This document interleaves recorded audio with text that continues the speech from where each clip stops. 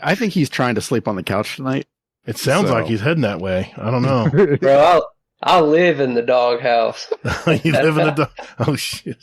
Okay. Well, tell Mrs. Mullet, thank you very much for letting you stick around tonight because, dude, I know it's tough setting aside time for a podcast and stuff, man. So please tell her Gator thank you from us. Thank you. Yes. Gator I say thank you too. And Hazel says thank you. She's TikToking. Guardian down.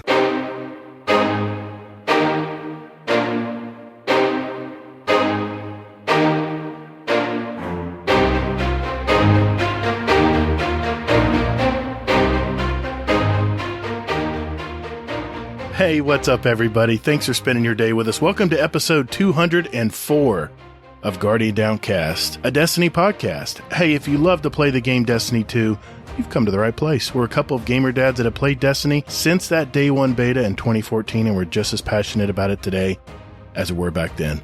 We discuss key topics and news within the game and community, so you can be in the loop. And we not only seek the stories of Destiny content creators, but we're a podcast that gives a voice to the stories of our Destiny community members out there. And in this game, that's what it's all about, right? We're the show that asks, is there an actual Destiny killer coming in September? Get the fuck out of here. I knew you were going to say that. Thank you for that. I'm your host, Todd, the Gator, and my co-host, Hazel, is here as well. How you been, man? It's been a week, man. It really has been. Been looking forward to this so I can, relax a little bit and that kind of thing. Found out our pup was sick. My wife and I were thinking the worst. The doctor was thinking the worst. So, that was a highlight of the week. And then, come to find out dog's okay. So we're all relieved and giving her lots of love and all that kind of stuff. So.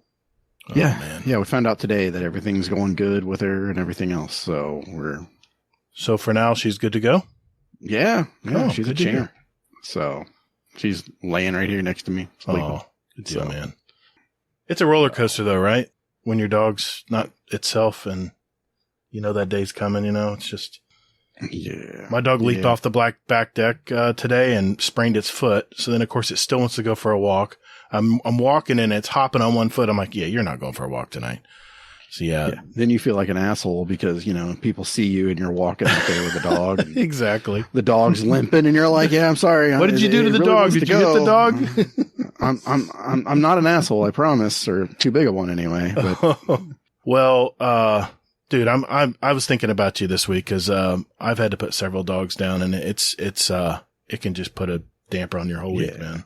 Yeah, exactly. And we just kept going back and forth with it, like, oh, what are we gonna do, and that kind of thing. So, but luckily we can delay that, a little bit longer. Right. So, jeez. Yep. How about you, man? How's your week been? It's been a busy one. Oh my God. I mean, we've had record heat down here. I know I'm from Florida. I got to talk about the weather, right? 97, 98 degrees, 100%. Well, not 100, like 90% humidity. So it feels like 120 here. I'll admit, man, I've been coming home and I'm not only dehydrated, but I'm just exhausted. And I've been going to bed early and stuff. That's not like me at all. So yeah, it's been a week. That's for sure. But Hazel, we have another new guest on our show tonight. He's been in our community for a little bit now, but he has really stepped up in helping out new Guardians that have been joining our community. We have tonight Mullet. How you doing tonight, sir? Hey, what's up? I'm here. What's up, man? Good, man. Thanks for coming on the show tonight, man. I know what you guys probably don't know is my internet decided not to work about over an hour ago, and it finally just decided to work. We're going with it tonight. So here's what we have on tap for this week. We're going to hear Mullet's story, of course, and his journey in Destiny. Then we're going to test his Twitch reflexes in our new and further improved fast fire question and answer segment we call the speed run. Hazel's going to go over the TWAB this week in Destiny for this fourth week of Season of the Deep. Easy for you to say. I know. I can't say TWID, man. I just can't do it. We're also going to discuss our topic of the week. Then finally, we're going to answer your questions for the show via our question for the show Discord channel and our voicemails, which you can leave us one, by the way, at speakpipe.com/Guardian Downcast. And of course, another Scum Death's Corner. So let's roll.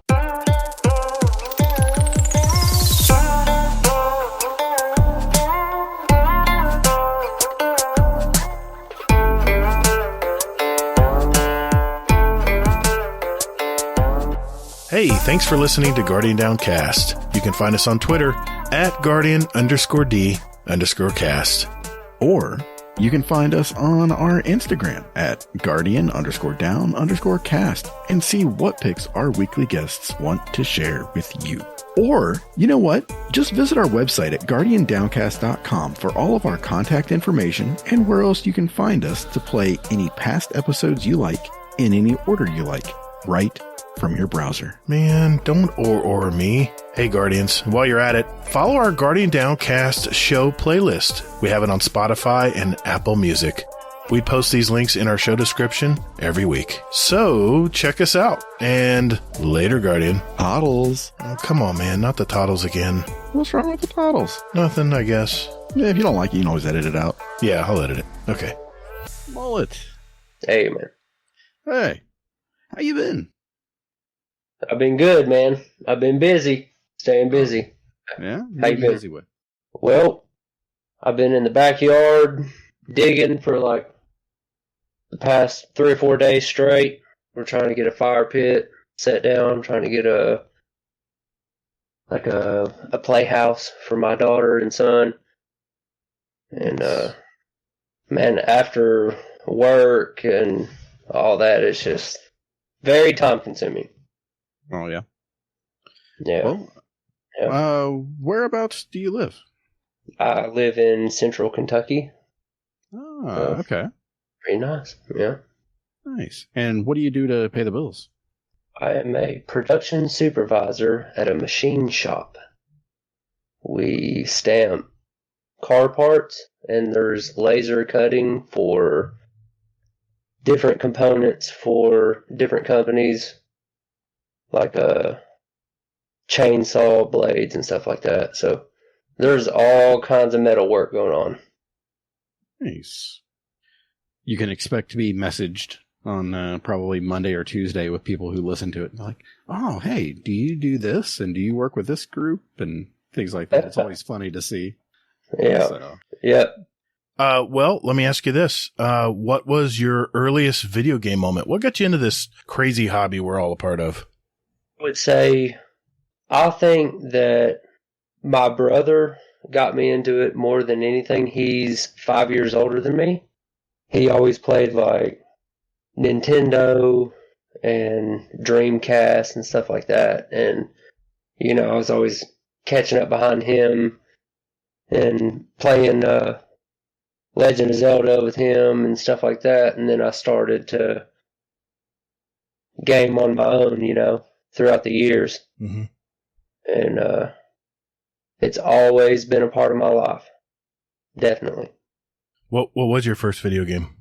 I laugh at this, man. See, at my granny's house, she had this old, like, Mac computer.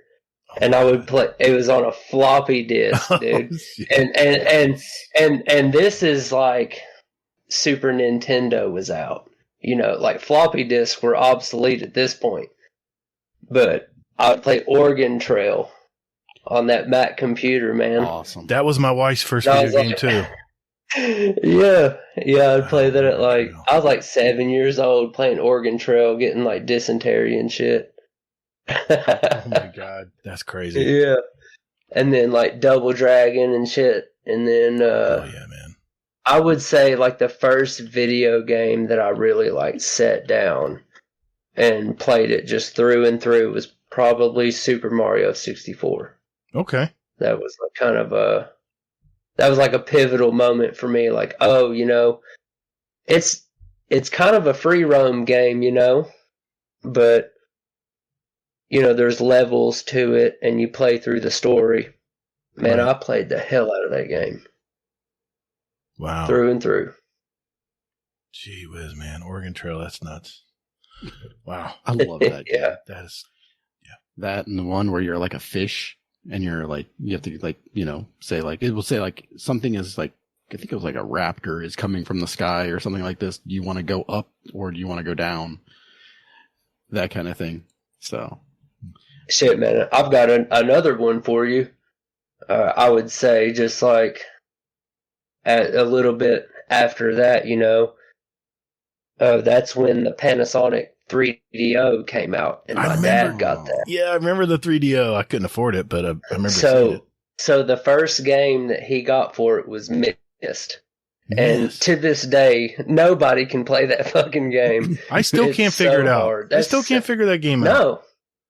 It's an impossible game to play. Do you guys remember the IBM personal home computer? It was like literally a box. Had a floppy drive in it. I played Myst on that. I couldn't get past the first room, man. It was crazy hard. Yeah, it's an insanely difficult game. And we complain these days. Like if you don't have a strategy guide, you're probably not going to beat it. See, I didn't even know. I didn't know better back then. I was so young. I just kept staring at lighthouse lenses, going, I know it's here somewhere. What do? I don't know what. Anyway, I'm sorry. I'd be tempted to go back and play that. Oh my God. Just to see if I'm smarter now than I was then. I know. Yeah, that's what I was going to say. Like a 9-year-old has no business playing Myst. Period. Yeah. But the 3DO by Panasonic is the first console to use a CD-ROM. That's right. If you all didn't know that. Panasonic was ahead of their time, man. I had a Panasonic our audio receiver. The big one that had a record player built on the top of it. I guess it was like a console stereo back then. I remember I got that cabinet. Panasonic. Well, it wasn't even in a cabinet. It was kind of sat on top of something, but it had like the glass case you could fold up where you could play records on the top of it. Man, that was the first audio equipment I ever had as a kid, and Panasonic made good stuff, man. Wow. I bet that motherfucker weighed like 40 pounds, dude. I got it for Christmas. I don't know. They probably paid $40 for it back then, but I was blown away. I was a Christmas present I was so blown away with, and I use it so much. But, 3DO, man, I remember those days. Damn. Yep. That's yes, sir. Yeah. All right, Mullet. How did you find this obsession that we have called Destiny?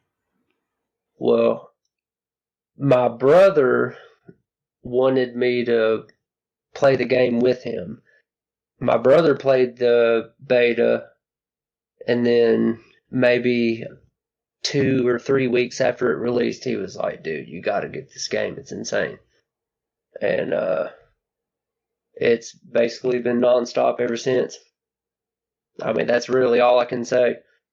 I joined up on him, and see, I didn't even do like the opening mission and stuff. I like kind of skipped it, and then he sent me a game invite, and I joined in on him, and we just started playing from there. And since then, it's just been a whirlwind. So he got me into it, actually. Wow, that's awesome. Does he still play? Nope. He's playing Diablo right now. Most of our friends. Diablo. Diablo. Diablo. Come on, say it right now. Come on. Hey, by the way, what the cool kids are calling it. By the way, I just downloaded Diablo 4 on my PS5 tonight. My son got it, so I'm like, what the hell? I'm diving in at least to try it. So is that what killed your connection? No, actually, you know what's funny is right before my internet went out, I downloaded the 49 gigs or whatever it needed onto my PS5. I still got to do the patches and all that stuff, but yeah, ironic how that worked like that. But well, hey, I know we got some more questions for you here, but do you have a favorite moment back then playing the original Destiny or current Destiny? Oh, of course. I'm sorry. Yes, that too. I'll tell you, it's not very detailed or specific, but I just remember playing Destiny, and my brother brought me in with him, and we did a couple of things, and he was like, okay, we're going to run a strike. And I was like, all right, whatever, let's go. And just running through a strike, we were kind of like from point A to point Z, and we got through it and finished it, and I was like, dude, that was insane. Like, it just blew my mind.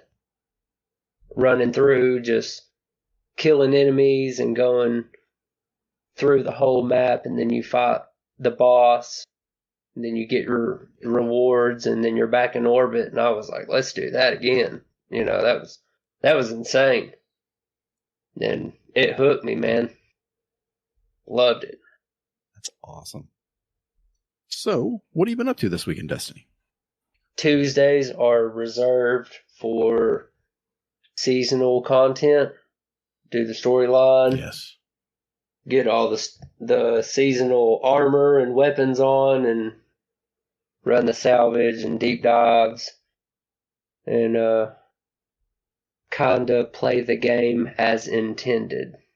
You know, just putting all the new perks together and getting the artifact together and just kind of having fun with it.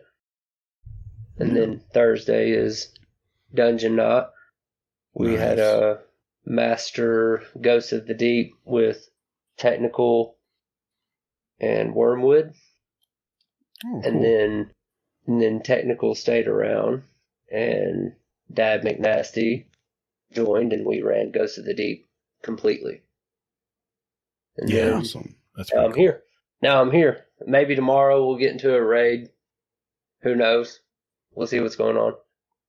Just curious, Hazel, did you do something in Destiny this week? I know you had a lot going on. Not really, no.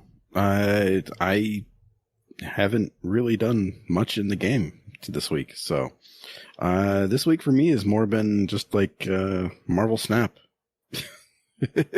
All right. It's the only thing I can do while I'm, just kind of sitting there, like waiting on stuff, and Yeah. it's the only commitment I can make at the moment. Yeah, I hear you, man. I hear you. So, no worries though. Shit happens. It is what it is. Yeah. Well, family's always first, but, Yeah.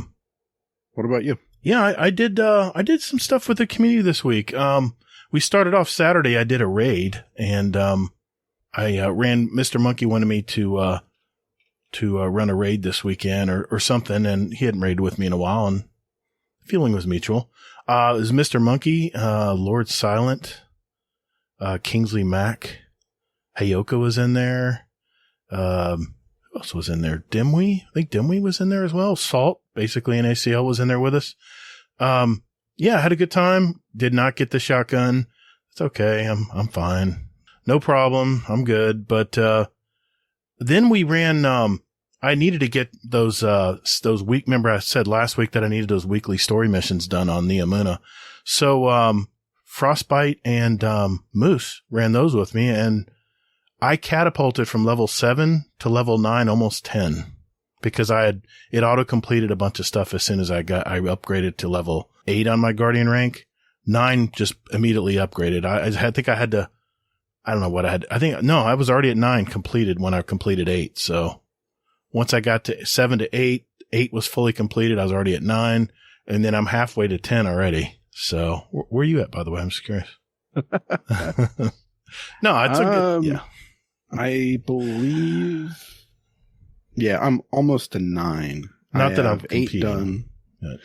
Well, but this is also, different than last season, because last season, Yeah, you blew me away. you didn't have to do a bunch of bounties and bullshit to level up. So, yeah. So this is all like Season of the Bounty almost, where they're like, hey, get to level 60, get to level 50. Here you go. Congratulations. You Yeah. did work. It's like, bitch, I didn't do anything. I sat in a fucking cave by myself. So I get it, man. I get That it. too, because between 8 and 9, I think I'm at 8, and to get to 9, I have to get to level 50 yep. for the seasonal, and I was already there. that's just And did you hear this? it's just playing time for me. I just haven't played enough I hear you, man. to get the experience points to get there. Did you hear what he said? Everything Though, else is Mullet? done. What's What? that? He was He's like- already there. Yeah. He's like, well, I was already there.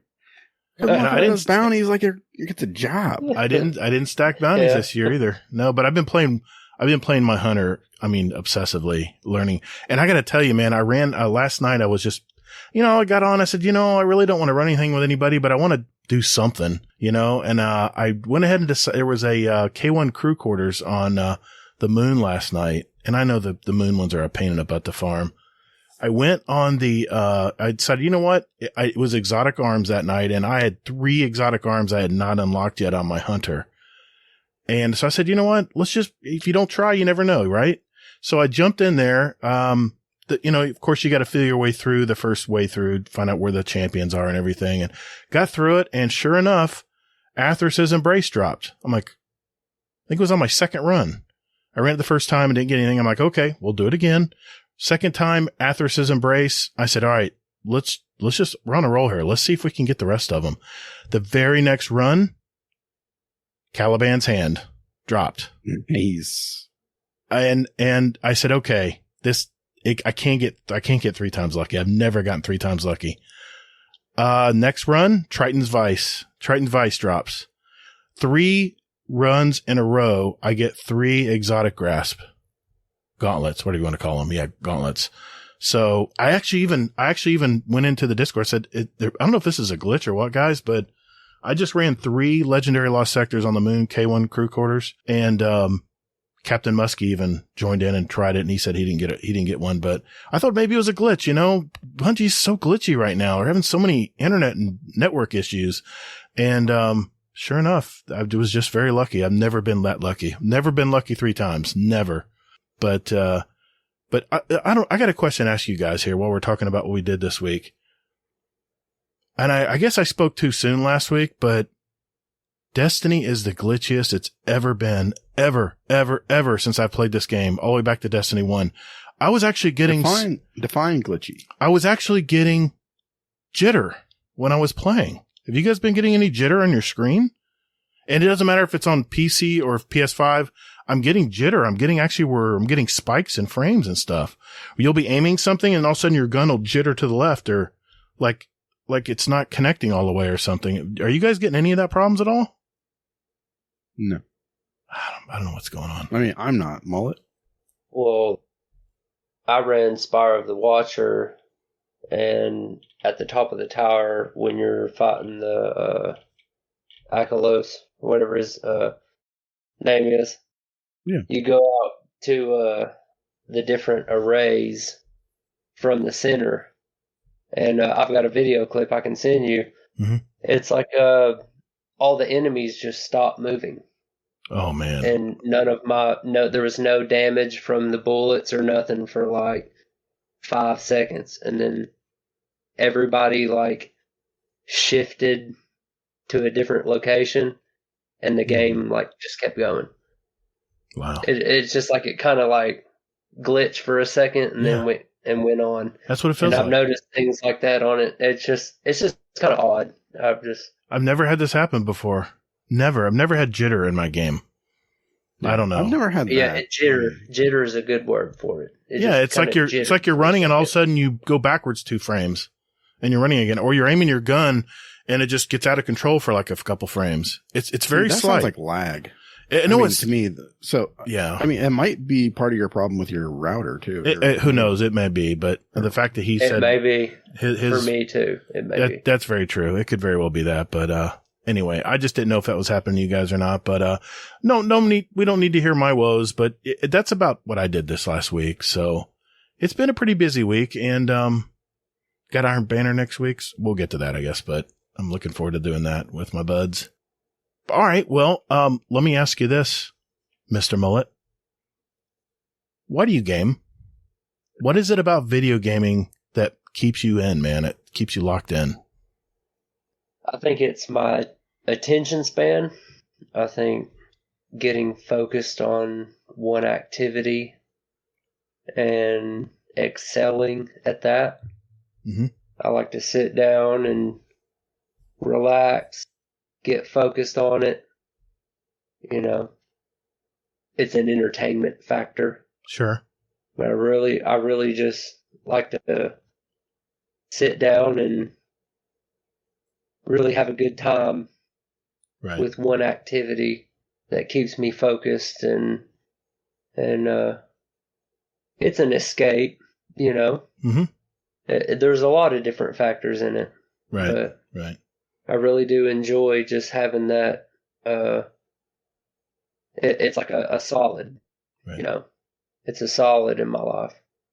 I hear you. I definitely enjoy it. I can relate, dude. I can relate. How'd you find our community? Through looking through Spotify, was looking for a podcast to listen to about Destiny. Play Destiny all the time, and for years, from Destiny 1 all the way up into, I would say, season of The Chosen. I mean, later in Destiny 2. I'd listened to podcasts a lot, and I'd played a lot of video games, but I'd kind of decided, I want to focus on Destiny. I really want to play it.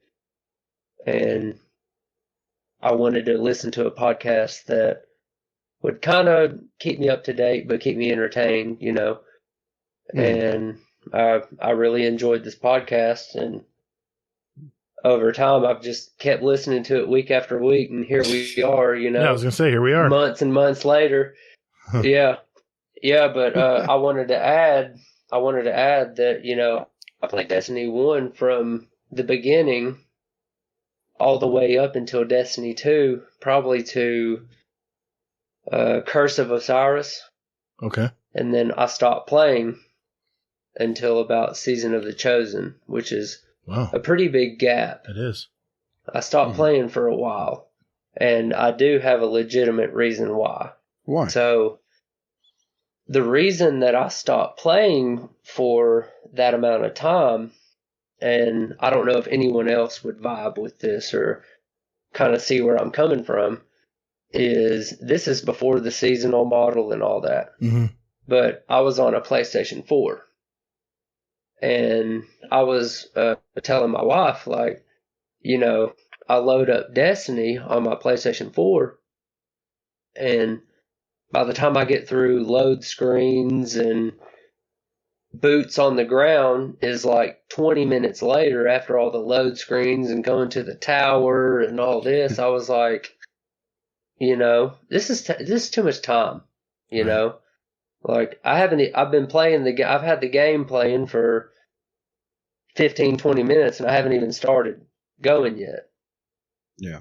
And then I got a PlayStation 5, which is significantly better than a day one PlayStation 4 model. Oh yeah, and, a little bit. A little bit better. A couple of years down the road, better. But the load times are just astronomically different. I mean, right now, I could jump off this podcast, go fire up my PlayStation, and I could be doing a strike in, a minute. Right. It's like minute, PC, 2 minutes, like PC whatever. loading times. I know, it's fast. Yeah. It's just, it really does make a difference. And if you only have so much time, Yeah. it's very crucial that if you're going to spend your time doing something, you want to allocate it the right way. And that's definitely a factor that caused me to jump away from the game. And not to jump forward or backwards or whatever in conversation, but like the server issues and stuff like that, like it makes a difference, man. Yeah. Like when Gator, man, you've been in that raid with me. It was probably a month ago or so, but like I got kicked out for the servers, man. It pisses me off. Yeah. Like there's enough frustrations in the world. There's no reason. It makes me so mad when I get kicked out from the servers. Right. Like load times and stuff like that. It's a big deal. There's a reason why, when the PlayStation 5 was, obviously I'm a big PlayStation gamer. Like when it was marketed out, they were talking about like no load times. You play God of War, you play Spider-Man, whatever. Mm-hmm. There's not a loading screen, period. And I was like, fuck yeah. Please. I remember the Xbox One promised that too. I don't know if it ever happened, but yeah. Oh man, I love the PS5. It's such a powerful Xbox console. guy, bro. I mean, I got one But because yeah, they said mean, you can run separate things at once and just switch to it. Remember, they had the switch function, but I don't know. Yeah. But that is actually like happens. that's You can do that. specific. That You can do is that? specifically why I quit playing Destiny Okay. for a period of time. Right. Is because I just couldn't stand the, you'd load into Crucible and it would take like 12 minutes to start a match, and it's like, oh my gosh, what am I doing? Yeah. Like, Yeah. it's just too much. I feel your pain, man. Which I'm a console gamer. I'm not PC. Mhm. It's just, that is a factor for people. Yeah, it is. It is. I got spoiled on PC, and I go back to my PlayStation 4. I'm like, I just can't do this, man. I played on PC for the longest time, even Crucible if I had to. But hey, I got a real important question for you though. I've been waiting all week to ask you this, man. Mullet, do you do bounties? I do bounties. Yes. Ooh. Suck it, hey. I mean, Yeah. yeah. That's cool, man. You gotta love that XP plus. Oh yes, 12,000 XP plus 12%. The problem though is seeing that flashing icon and not hitting that button to claim it. Yes. It's so hard. Yeah. I wish you could lock them like your inventory. Mhm. Just lock it in so I don't accidentally claim it. Right. Or you're like 1 kill away from a major one and it expires as soon as you leave orbit. I'm like, no. Oh, Hell that's with the that worst. crap, man. Yeah. So you're That's the like, worst. you're like in making sure you're in the same area and as long as you don't go to a new area of the map, you can still complete it. But man, you're like on pins and needles trying to get that thing done. I won't go down that road tonight, Hazel, but, I don't believe it. I know. I think we got some signature questions, Hazel. Yeah, we can do that. All right. There we go. Okay. Mr. Mullet, go with this one. Do you have a motto or mantra that you like or that you live by, or a couple of them? Ooh, be honest. Mm. I think you have to be honest. You start bullshitting, man, people pick up on it. That's true. What is it that they say? I've said this last time. It was like you have to have 15 lies to cover up the first one. It's just crazy, Yeah. dude. It's a spiral. Yeah. And you got to be able to I don't sleep have at the night, CPU. Yeah, I will. I was going to say I don't have the CPU to keep up with it, man. right? I hear you, man. We know My the gator brain doesn't peaks either, out. so. I can't keep up with that. Dude, I can barely remember anything, dude. I mean, I can't even keep track of lies, really? Yeah, I hear you, man. Yeah. Yeah. It's Okay. too much. Another very important question I need to ask you here, and I am very curious on this one. Mullet, dude, what's up with the gamer tag? The gamer tag is a mistake, if you could call it that. Uh-huh. Being truthful about it, Okay. I had a different gamer tag, and there's a overpass that I take every day to come to work and home from work every day. Mhm. And some degenerate around this area spray painted on the concrete wall there. And I can send you a picture of that. I swear it wasn't me. I swear. And it wrote Coochie Mullet on the overpass. And every time I passed it, twice a day I passed that, and I just fucking busted out laughing. I thought it was so funny. And I had a couple of drinks one night, and I thought, fuck it, man, I'll change my name to that. Oh, And wow. I kind of regret it now. It's not the most commercially viable name. I'm waiting, man. I'm waiting till the day that I sign into Destiny. It just says like Guardian, right, Right. right. My name got banned. Yeah. Oh my So I'll gosh. just go by Mullet in the Nice. Discord. But That's right. I remember now. That was your Yeah. first name when you first moved in to our Discord. I remember that. I was like, Coochie Yep. Mullet. Wow. yeah. Yeah. Yeah. Well, And I remember- when I joined the Discord, everyone was like, What the hell? Dang, man, that's a fucked up name. Like, whoa. Well, I remember when you changed it from Coochie Mullet to Mullet, and I was like, "Wait a minute, where the fuck is Coochie Mullet?" I was gonna add him, and you weren't around, and I was like, "What? This is some shenanigans." I know. I just kind of had to take a step away. Man, I wish I could change it. I wish I could change it to just like Titan Mullet, Mm-hmm. or just Mullet, whatever, across all boards. But it's funny. It's hilarious to me, but I wish I could change it, because I don't want to like get kicked off or anything, Yeah. I understand. But it's symbolic though, it reminds you of that one time you crossed the interchange, the overpass. Every day. Every day. I still, That's every pretty day, cool, still. dude. It's still there? Still every God day. almighty, I man. see it every day. Jeez. Twice a day, every day. Wow. All right. I think we got a couple more questions here before we move on. Hazel, you want to go out? Or you want me to? I can. That's fine. Okay. You'll finish out. Okay. Then I will ask you, Mr. Mullet, what is one thing about you that maybe our community might not know about you? One thing they may not know. Maybe Mrs. Mullet can help answer this one. If she's awake. If she's awake. She's doing something. I don't know what she's doing. Watching smoke. Yeah. I cook all the time, man. Oh. I cook all the time. So you're the cook in the family, or both of you cook? Yeah, I'm definitely the cook of the household. Nice.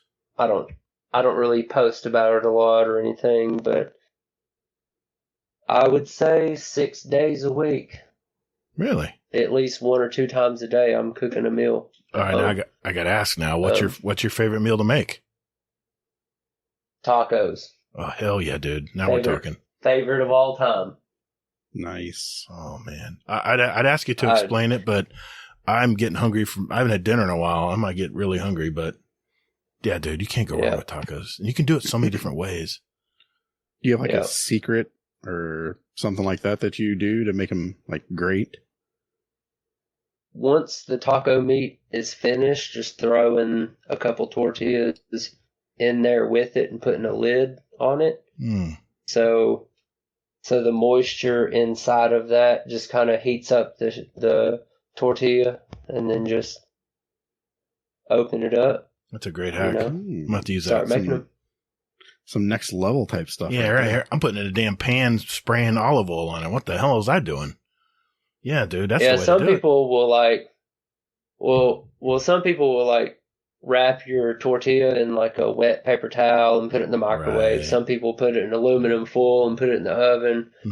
But I'm just go so much. I just throw them in there with the taco meat, put a lid on it, and that's a great idea. And start getting plates out, man. It's like 15 minutes. I got a whole meal ready. Well, I'm gonna have to try that next time. Nice. You should also try what Nips recommended. Is when you're adding the taco seasoning, they typically require they typically will say hey, basically like just put in water and that kind of thing. Mm-hmm. Yeah. Instead of water, put salsa in. Oh, that's right. I remember saying that. Dude, next level. It's fucking you tried fantastic. It? Oh, dude, I don't make them any other way now. Really? You know what's funny is my wife always buys fresh salsa from our grocery store, and it's pure. It doesn't have any preservatives in it, so it goes bad within a few days. And we always have to throw it out. But now I'm going to use that crap next time. I'm going to fix that problem. Oh, yeah. I forgot about Nips telling us that. Nice. All right, Hazel, take us out, man. All right. So, Mr. Mullet. Mr. Mullet, I like that.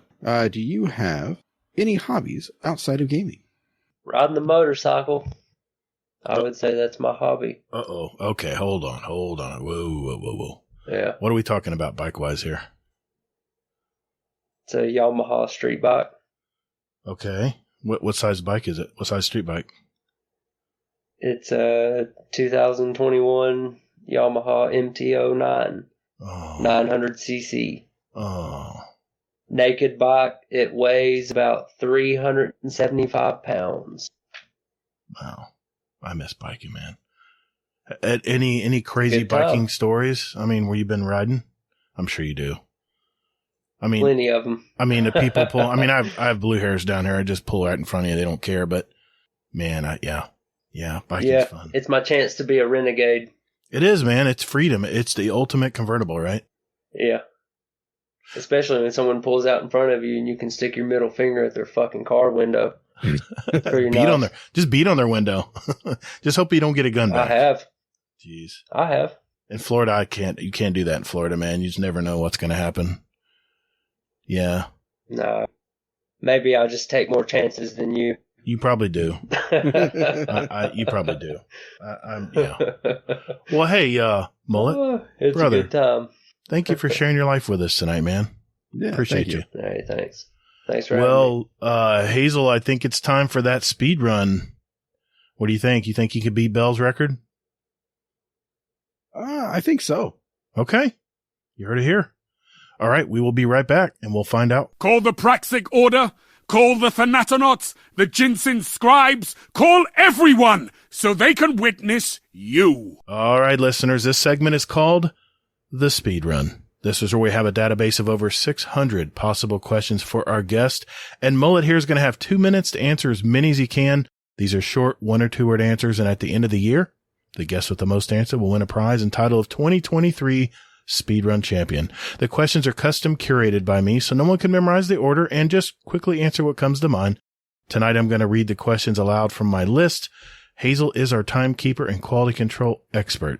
In the event of a questionable answer, Hazel's decision will be final, and he usually adjusts if I fumble on a question, so keep that in mind. Toll the Bell is our current leader, still is, at 53 questions answered. So you ready to do this, Mullet? I'm ready.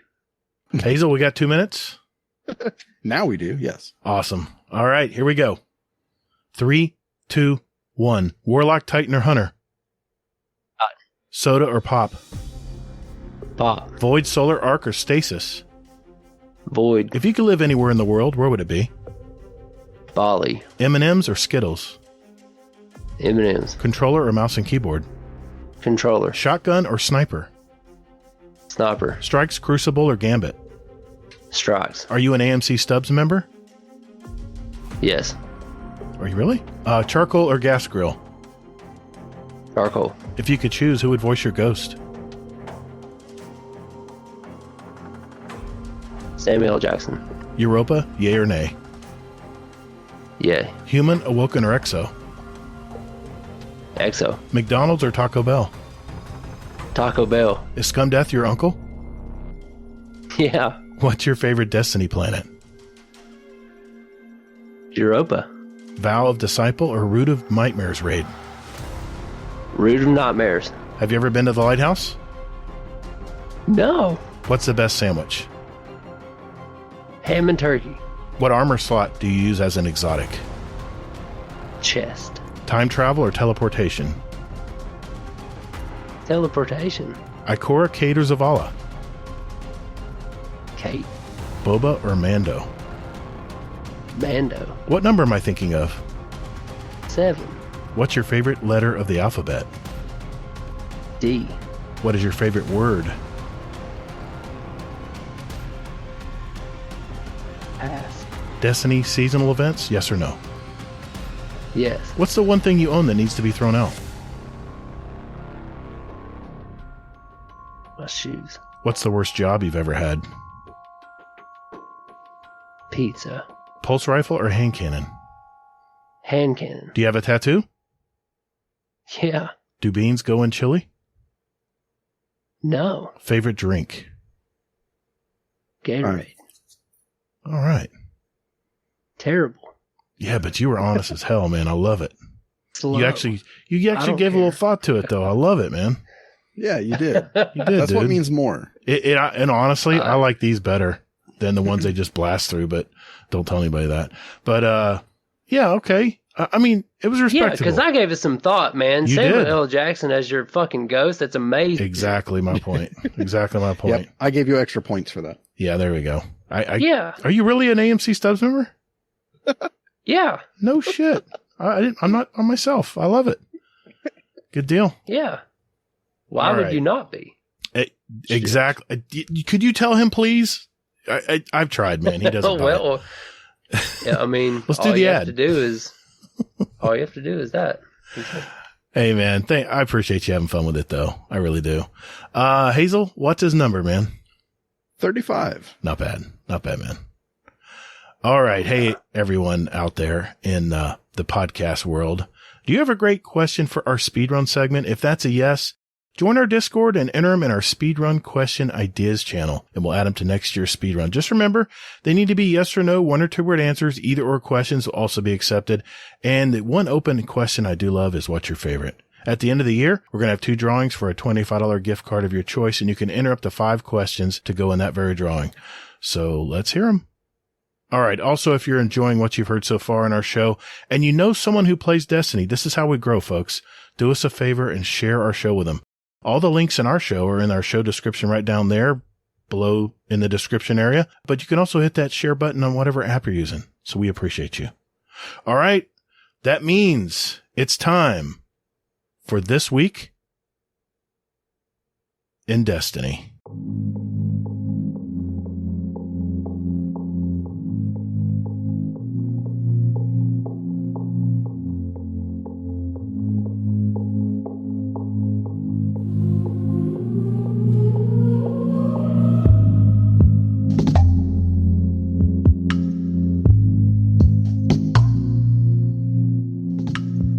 Hello, this is Admiral Nips from Potato Thumbs Podcast. You're listening to Guardian Downcast. And while your state sucks, you're still probably a pretty decent person.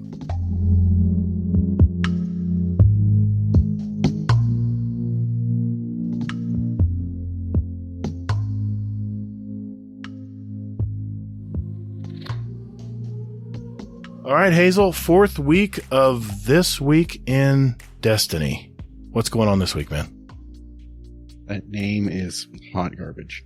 I just want to throw that out there. Yeah. Yeah. Why would you mess up a good thing? That they've used for... never mind, go ahead. So many years. Yeah, you don't have to answer, Gator. Okay. I'll give you an out there. Okay. All right. So we are twiddling our way into more epic fashion this week, according to Bungie here. And Hippie. So, Pride at Bungie and Trans at Bungie say good morning. So say it back. So, they are giving us a new Rainbow Connection emote. And can I just say that this is awesome, and I can't wait for my daughter to see this. Yeah, I saw it. It was good. Pretty cool. Yep, exactly. And then last year's Transmat effect, that's still out there too. So they give you the codes for both of those. The new emote goodness is T as in Tango, K as in Kilo, 7, D as in Delta, 3, P as in Papa, F as in Foxtrot, D as in Delta, and F as in Foxtrot. Then if you want it, if you didn't get it last year, the Transmat effect is R as in Romeo, 9, J as in Joker, 7, 9, M as in Mike, J as in Joker, 6, C as in Charlie. There you go. Go out and go to bungie.com/redeem. Type in those 2 codes, and congratulations, you get some stuff. Okay. So, Iron Banana next week. Yes. They did the Season of the Drip stuff here. They got that out there. Some of it looks good. Some of it looks bad. You know. Okay. It's okay, though. All right. Then they wanted to go out of their way to say that, hey, PlayStation owns us. So we're doing a PlayStation crossover. So that way you can see, all the good art and things along those lines from, like the Ghost of Tsushima, Kratos, and Aloy from all of the PlayStation games, respectively. But the main thing with this TWAB, or TWID, is Bungie threw out a note on Twitter that was like, hey, you like Destiny, we like you. So give us your opinion on things and ask us some questions too. And some of these questions are kind of silly, so I'm going to kind of just go over those briefly, but some of them are a little more hard-hitting and a little more obvious, basically, if you've paid attention to Bungie over the years and things like this. But so going into it here, talking about abilities. In PvE, ability uptime is very high and has increased despite global changes to base cooldowns. What are the current thoughts on the ability energy economy? So, Bungie basically says, we're aware of it and there's no changes at this time. So, basically they're just like, because there's a ton of different ways that we can get energy now. You know, there's more than before. Yeah. Okay. With aspects, armor mods, and artifact perks that rely on players being able to throw or destroy their created tangles, the cooldown can feel frustrating. What is the intent behind tangle creation, cooldown time, and are there any plans to revisit it? All right. So, I'm going to kind of combine this one with the next question here, which is Broodweavers and Threadlings. Threadlings feel underpowered in high-end content. What can be done? Kind of thing. So, these are both strand related. And in Season 22, Bungie is going to go ahead and reduce the Tangle cooldown time from 15 seconds to 12 seconds, because I guess that before, in playtesting, it was really chaotic because there were a ton of explosions happening because Tangles were just everywhere. Boom goes the game. If that happens, right? What? Too much going on. Yeah. Yeah. Exactly. So.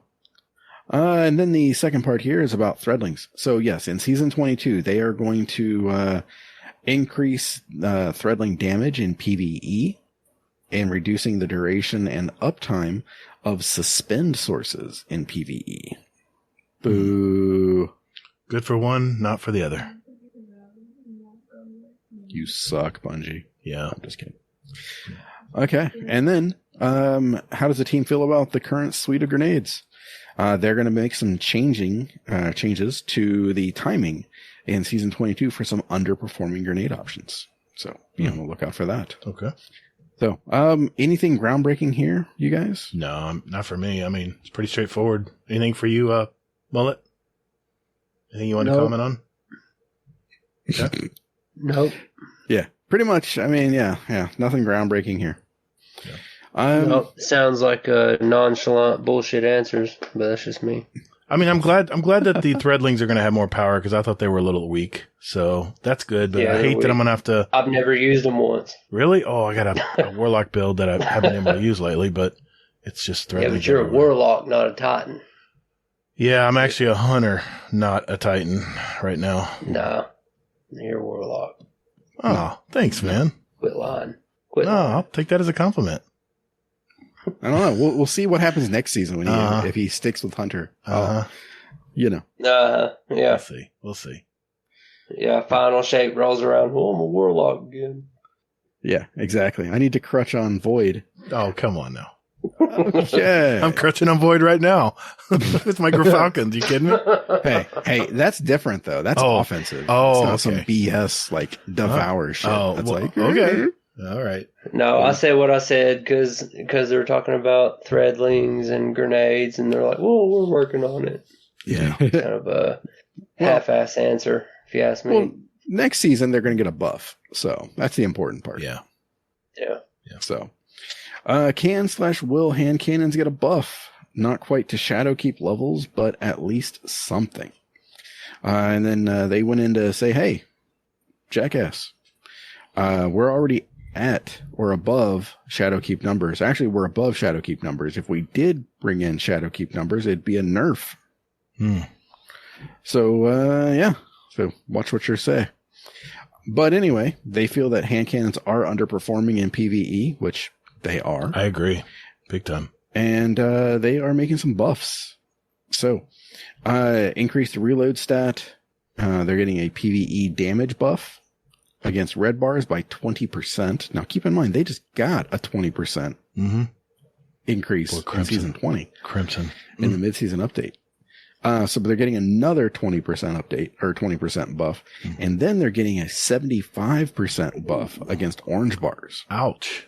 Wow. Can I just tell you what, though? What? It's still not enough. Really? I'm not going to use hand cannons. I don't use hand cannons other than Crimson. That's the only one I've ever used in PvE. Yeah, exactly. But Bungie is letting us know that they are releasing a new weapon type probably next season, I'm guessing. I like this. This is the Heavy Burst Hand Cannon. For anybody familiar with it, the Warden's Law, which was basically like a double tap kind of hand cannon. And it basically is a new subfamily of hand cannons, and it fires a 2-round burst. So, yeah, I'm going to try this. This looks fun. Yeah, we'll be on the lookout there. Kinetic weapons seem to be falling behind as builds get more intricate. Are there any plans or ideas to make them more interesting to help integrate them into builds? We've also noticed this. We've poked at the issue a little bit with damage increases versus unshielded enemies and the kinetic tremors perk, but we've also prioritized shipping more strand and stasis weapons in the kinetic slot to equalize those numbers a little, and ensure that all slots can tie into Buildcraft. Right. So nothing at this time, but planned basically for the final shape, something that may make kinetic weapons a little more unique. Okay. So, glaives suck. What are you doing about them? Basically, maybe season 23, we're going to get a buff on, or well, at least a tuning on them. And then they are going to be going ahead and revamping the exotic glaives that they need help. They need help. They're useless. Yeah, they're rough. So, okay. Then, how do you determine what gets nerfed and what gets buffed? Do those parameters change season over season? So, this is another one. Bungie just needs to have this as like a command. Like they can just, copy paste and just put this throw out there. This was a hot topic on Twitter this week. But I don't know why. They've already said this before. They've said the same exact things. I know. And if people don't catch it the first time, then that's on them. Yeah. But Bungie does not basically just say that, hey, this is popular, so we nerf it. What they do is they look at, how easy it is to use it and basically how easy it is to get it. Yeah. So in the case of, what was it? The Immortal. Yes. It was relatively easy to get and easy to use. So that's the reason why it was popular. So it's not that they just nerfed it because it was popular. They nerfed it because basically it was ease of use. Right.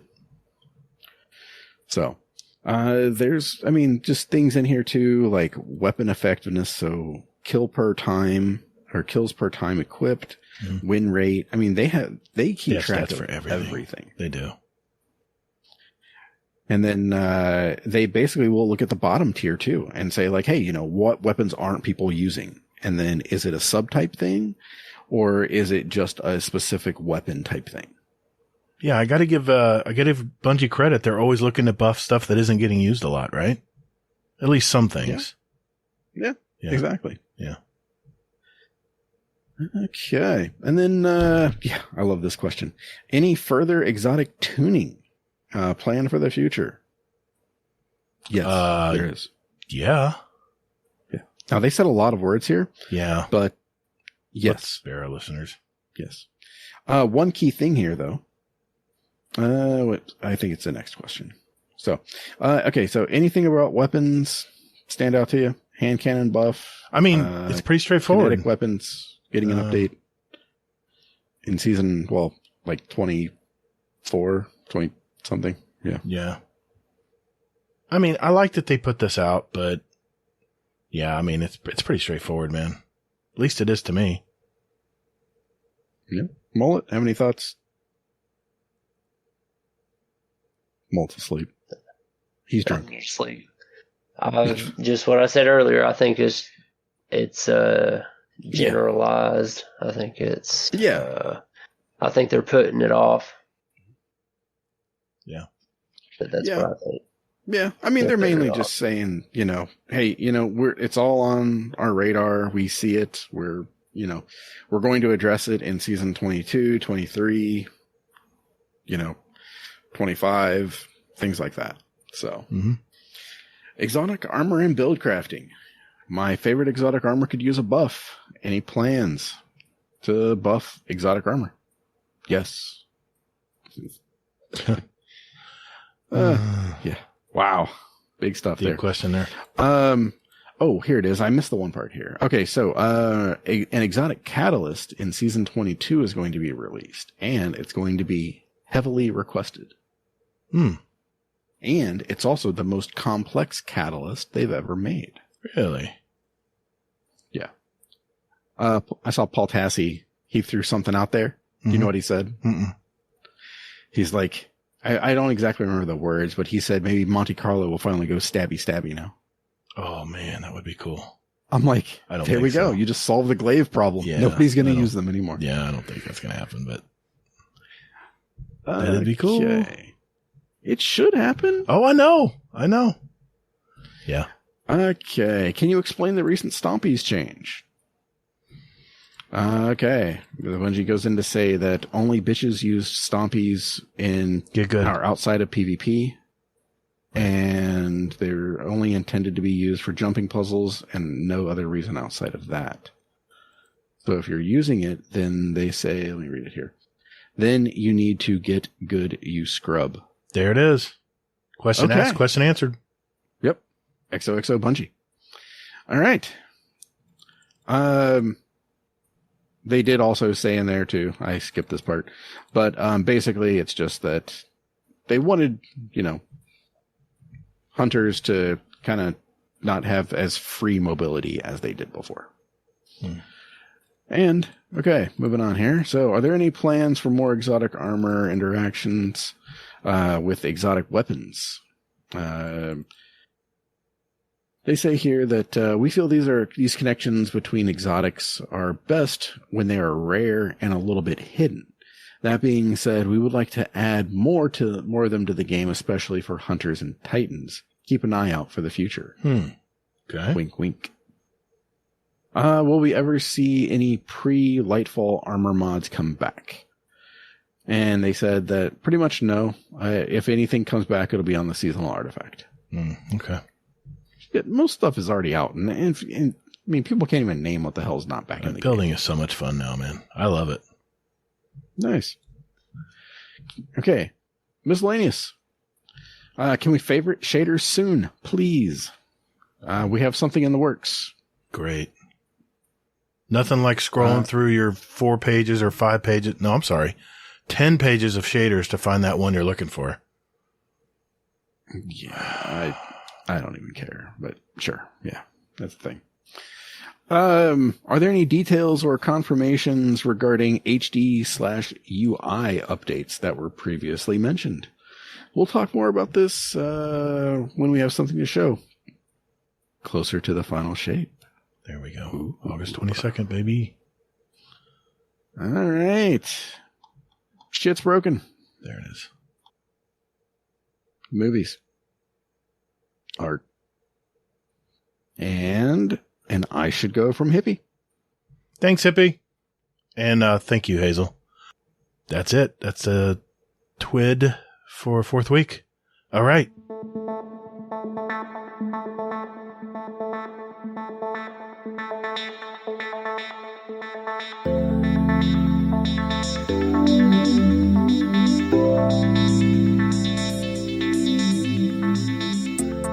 Hey, this is Bill. Remember to ring that notification bell and keep listening to Guardian Downcast.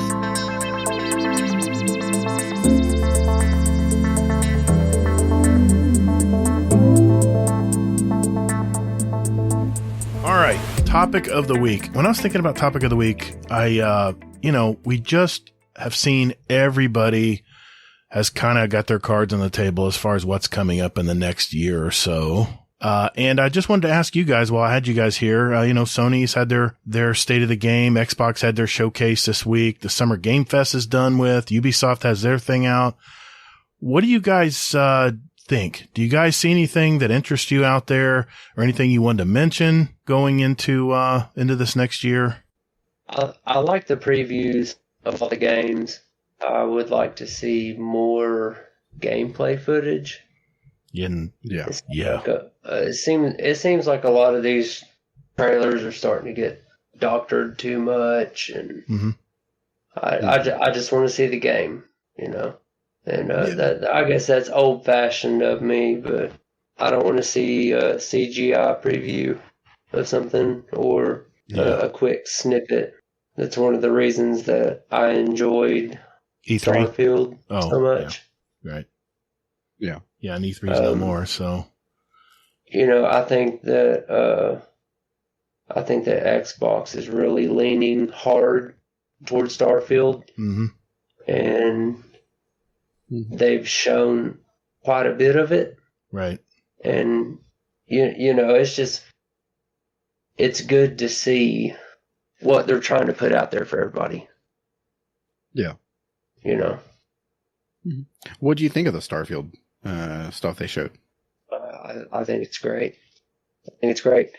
I have my personal preferences and critiques, I'd say, but it's hard for me to get amped up about a game with a 45-second preview of something, But with something like Starfield that gets kind of a premiere spot, it gives me a little bit more to work from. Yeah. If that makes sense. Yeah. And they showed actual gameplay, right? Yeah. They showed a lot of games. I mean, we've all been burnt by that Good and Evil part, Good and Evil 2 that they promised would be out forever. You guys remember seeing those at all the game? Every year you're like, oh my God, please let that game come soon. And then you realize that they never could make that game. It was just pie in the sky. Yep. I was so looking. That was one game I just thought that was going to change the industry, right? But it just was too much, I guess. But, I have to give Bethesda some credit here because this is a very bold move, right? Everything they mentioned in the game, customizing your ship, customizing your living quarters, not only in your ship, but in whatever planet you settle on or decide to mine, and then the customization of characters with beards and God knows what else you can put on your face. But I gotta admit, man, when I first saw, I watched it live, and when I first saw the extended deep dive, I guess, after the main showcase with Xbox, man, I got some Destiny 1 vibes again. I was like, this is going to change the gaming industry, man. If they can make this work, this is the next level of gaming. I mean, think about it. I mean, you can get in your ship, not only get in your ship, but your ship is totally customizable, not on the outside, not cosmetically. Well, that too. But when you change it cosmetically, they have a modular system. It actually changes the inside of your ship, your controls, where you can lounge around in your ship. And then to boot, not only can you launch, you can get into gunfights and get into some space warfare, right? And it's a lot, man. What they're promising, and I mean they showed the game. I mean they put it all on the line. They showed everyone what was going to happen, right? But if they can make this happen, it's the next level for me, I think. Yeah, I think it changes it too. I said earlier I have my own opinions. Every game developer out there better be thanking the stars that Starfield is not online multiplayer. If it was, it would just be a complete halt on everything else. Yeah. What do you think, Hazel? Curious what you have to think about it. Yeah, I mean, it looked good. For me, my issue with it is I'm still skeptical. It looks good. It sounds good. Everything like that. I want to see it first because, I think somebody looked into it and it was only maybe 45 gigs. Yeah, it was a lot smaller than I thought. I thought it'd be well over 100, right? Yeah, for everything that they're doing. And I mean, I think that they're going to eventually put in all of those systems, but I wonder what it's going to ship with originally. Very good point. What was that original game by BioWare that was supposed to be the big Destiny killer where you could fly in the air? Oh, Anthem. Remember how good that looked when we first saw it? We saw people walking through the villages and the city and stuff. And I was like, oh my God, man, Bungie better be worried. This is a really cool game. And what happened? We Destiny fans bought into it, pre-ordered, jumped in and played, and blast through it. This is solo though, man. Yeah, that's true. This isn't like that. It's not multiplayer. It's not group. Yeah, but they ran out of, it was such a shallow game. They ran out of things to do in there. You can't. But it's a space game. You have to at least compare it that way. You can't compare Anthem to Starfield to Destiny. Well, it's a high production, very realistic looking game. That's the one thing you can compare across all three of those. Now, yes, you're comparing graphics. Then you're not comparing. That's a story. I don't know about you, Mullet, but that's a big factor for me is photorealism, right? Because I think games are getting closer and closer to that point. It's a factor, definitely. I'm speaking for myself here, but I've been playing since the Pixels, man. I've watched everything from year to year get better and better and better, and it's like I'm waiting for that next big jump, right, in gaming, because that's a big selling point when everyone shows that CGI stuff, and the fact that they showed real gameplay just kind of added to that. Well, the thing is, though, too, is I don't know if you both watched it, but in the beginning they said that everything that you saw in the trailers were in-game footage. Yeah. So that's like in-game engine and that kind of thing, which was kind of sus because then they showed Fable right away and it was like, it didn't really look in-game engine. In like the game engine. So, I don't know. We'll see, who knows? Right. Fable is one of those games that, they bring it out and then, they show it and then we'll see it in like 6 years from now. So it might be, real. Well, I was just going to say, were there any other games that Mullet noticed besides Starfield and for either the PlayStation showcase or the Xbox one? Really like the direction that Street Fighter's taken. I know that's kind of retro in a way. It's taking something that's kind of known as a 1-versus-1 game, and then you're taking it in a whole direction for the player to actually take the game in their own hands, and it creates a story to the game versus just playing the base game itself. And I think that's good. It's good. They need to do something. Yeah, for sure. Okay. Gator, anything stand out to you in these two showcases? It was just kind of hard to get over Starfield because that Xbox that's going to be their driver as far as pushing their consoles, and of course Game Pass. It'll be on Game Pass. Day one. Yeah, that was surprising. See, I'm not easily impressed with games anymore. I know there's some cool side scrollers and independent games out there, but I played all those games, man, in my life. I'm just ready for the next level. I'm ready for that Ready Player One, and I know I'll never probably see this in my lifetime, but I'm always looking for that. I've been kind of burnt out on military shooters and all that, and anytime I see any kind of space age game, it just really draws me to it. But I'm just very picky, man. I'm just very hard to please when it comes to any new games. And of course, the fact that I pre-ordered games in the past and got so burnt, even Starfield, I will refuse to pre-order that game until I can see someone play it. Just pay $10 and you can play it for free, basically. You can pay it for $10. You can rent it. There you go. I'm probably going to watch Skill Up play it a few times and then see if it's going to be worth it or not, because he loves Destiny. And if I know he loves Destiny, then I know that if he really likes, Starfield and Destiny are going to be two different things, man. Can you imagine if Bungie made a game like Starfield, though? Dude, put it back in your pants, man. Man, it's never going to happen. Really? Bungie doesn't have the scope or the vision for Starfield. Really? You agree with that, Mullet? You think Bungie has the vision for something like customizable ships and planets and every planet you can go to, every moon you can go to? I think it's two completely different vehicles. Okay. I do. I think Bungie is doing their thing, Mm-hmm. and Bethesda's doing their thing. Right. And it's just two different ball games. It's not the same sport, you know. Exactly. Okay. It's just not. Yeah. Starfield is an RPG, like straight up Yes. RPG. Yeah. Bungie and Bungie's not. I mean, Destiny's just not it. Yeah.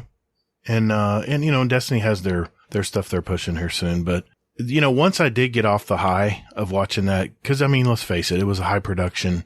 It was just like a Bungie showcase. It was they talked to all their people and their departments and stuff and what they, you know, one person wanted to collect sandwiches and rob them from all the other ships and stuff. It was just her thing. And I kind of got that Bungie feel, you know, about the team and stuff. But once I came off my high and then I started looking at the NPCs, I was like, oh yeah, that's definitely like a Fallout game. So I'm worried that it'll be a Fallout 76 in space game, you know? Oh man. I mean, that's a little harsh.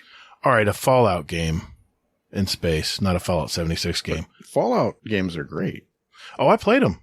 They're fun games. Did it keep me playing as long as Destiny did? No. I lost interest. But you're not meant to. What do you mean? You're not meant to play the Fallout games like Destiny. There's no seasonal model. There's no. Right. It's not live it's service. a standalone game. Right. You play it, you beat it, you move on. Yeah, but I guess the thing about when I played Fallout is it was fun going into the new areas and villages, and you got to worry about being shot or killed. It was like a very realistic survival type game, but it just didn't keep my interest for some reason. And Bungie somehow has its hooks in me. I don't know what the magic sauce is with Bungie. I don't know what it is, but it keeps me coming back every day and signing in. So we'll see if Starfield can do that. We'll see. I'm gonna try the game out, but we'll see. I think it's the multiplayer aspect. That's what keeps you. You're right. That is exactly. definitely different from Starfield. I kind of had the analogy in my head. Riding a roller coaster is extremely exciting. Mm-hmm. And if you take a selfie of yourself riding a roller coaster, it's fucking amazing. But if you send it to your friend, they're like, that's cool, but I'm not on it. But if your friend was there beside you holding your hand, screaming their head off, that's a lifelong memory, you know. Great analogy. Having other people to play with is a big factor. And that's what I was saying about Starfield. Like, it's amazing, but you can't play it with anybody. That's true. And I'll admit, I don't know the ins and outs of it. I don't know what they're planning to do. But, you know, playing with other people is a big deal in this day and age. And and like I said, I'll be the first person to admit, like, I love single player games like God of War and Horizon and stuff like that. Mm-hmm. You know, I play them 100%, you know, platinum trophy. Just do everything you can. Mm-hmm. But when I'm done, I'm done. Good point. I haven't picked it up since. Exactly. Yeah, good point. That's how it's designed. Yeah. And that's okay, but for the time invested in it, you know, for Starfield, something that's, you know, a game that massive and you're investing all that time. Yeah. It's like, really, you're by yourself, you know? Very true. And I think that games in these current times, they're multiplayer focused. So it's I don't know. It's hard for me to get behind 100% because, you know, Starfield looks cool as hell. Mm-hmm. But if us three right now could get on Starfield and play it together, you know, that's what I was saying earlier, is like, all these other game developers, you better be glad that it's not co-op, because a lot of things would change after that. Yeah, well said. Yeah, and I just think that, I mean, that it is going to definitely be, I mean, I think that they're going to add it. I mean, to me, they just have to, you know? You mean down the road, you think Starfield's going to add it? Yeah.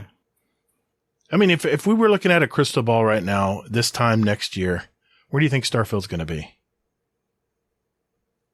You think it's going to be one and done and faded away, or do you think it'll be something that carries on? No, I think it's still going to be out there and it's still going to be relevant. I mean, hell, there's still people out there playing Fallout Fallout, 76. sure. So, I mean, you know, as long as they keep like doing stuff for the game, then yeah, there's no problem at all with it. I think, you know, I think that it's going to keep living on and people are going to keep paying and keep living in that world. Right. I think it's No Man's Cyberpunk 2077. Yep, exactly. You know? Well, I didn't ask you, Hazel. It's like a lot of different elements crammed together. Yeah.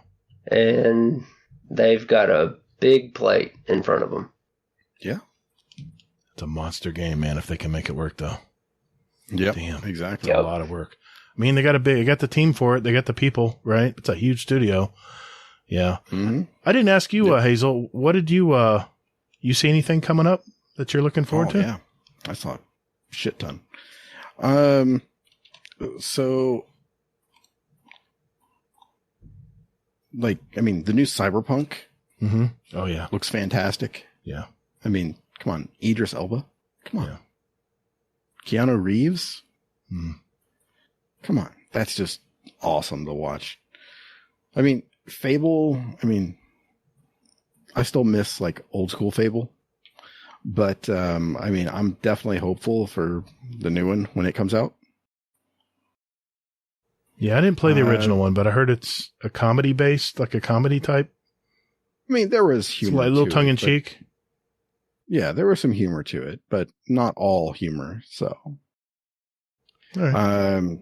I mean, I know that it's one of those things where, like, you know, like I only play it like once and then I put it down. But I mean, Microsoft Flight Simulator for the Dune fighter that was out there. Right.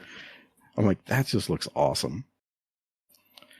I mean, that's just the Microsoft one, but the PlayStation one is what really got me. I mean, Spider-Man 2, Mm-hmm. Metal Gear Solid, Snake Eater remake.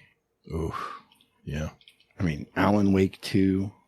I mean, it just, I mean, and that's not even counting, you know, Marathon and that kind of thing. But I mean, but yeah, it just, yeah, just Sony had so much good stuff. Sony brought the big names, you know?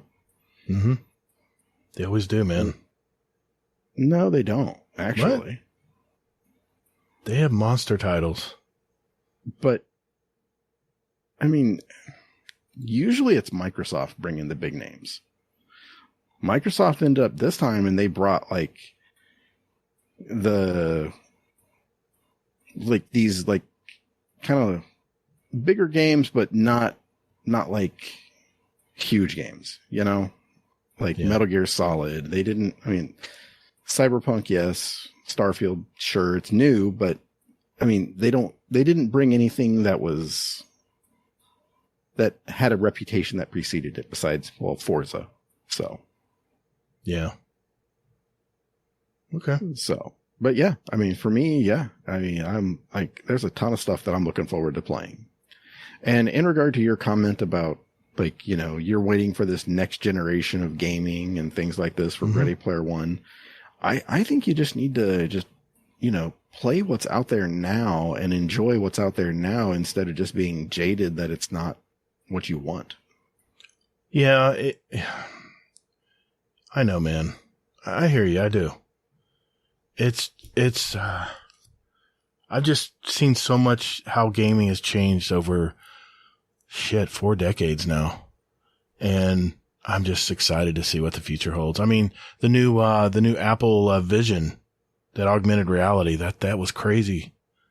And I just see stuff like that. And I see that stuff and I'm like, damn, that shit is fucking nuts, man. How much was it? Like $3,400. $3,500. Yeah. Only the early adopters will be buying that, but eventually it may come down to like what the virtual reality headsets are, around $300 or $400. No, you never know. Apple, man. When is Apple ever You're right. reduced? Okay. Come on. $2,800. Yeah, exactly. So yeah. You know. Yeah. I hear you, man. Okay. I've got a final question here. Yeah. So, so you guys saw Starfield. You guys, you guys were more, I think, focused on the Xbox one than the PlayStation one. Yeah, the new shiny. Yeah. Okay. So did you see anything there that would make you buy an Xbox if you didn't have one? Mullet? No. I have to agree, man. So not even Starfield. What you saw of Starfield would sell. Because I'm going to go to. It's available on Steam. I'm just going to buy it on Steam if I decide to buy it. Okay. Yeah, it's available on Steam. Once I saw that, I was like, I don't need to buy an Xbox at all. But here's the thing, Hazel. You have you have an Xbox X, right? Have you really been able to benefit much other than Destiny with its performance? It seems like all the games are being throttled because of the old gen Xbox consoles out there. I mean, do you agree with that, or do you think it's that much better? Yeah, I think it's better. I mean, I've got Game Pass, and I mean, I'm playing, games there and everything else. So yeah, it's champ. I'm loving it. I don't know. Like I said, I think you're just jaded right now for some reason.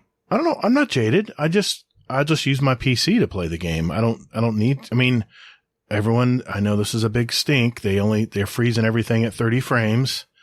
And if you remember, Destiny was a bold game back in 2013, 2014, and they were stuck at 30 frames. I would give them a pass on that because of their fidelity, the fact that it's 1440 and 4K. But yeah, I could see a lot of people are like, come on, dude, it's 2023. But for what they're doing, maybe they just have to at this time. But no, the answer is no. I'm still not going to get an Xbox. I didn't see anything game wise on the Xbox that I said, oh, I've definitely got to buy an Xbox for that. Yeah. So.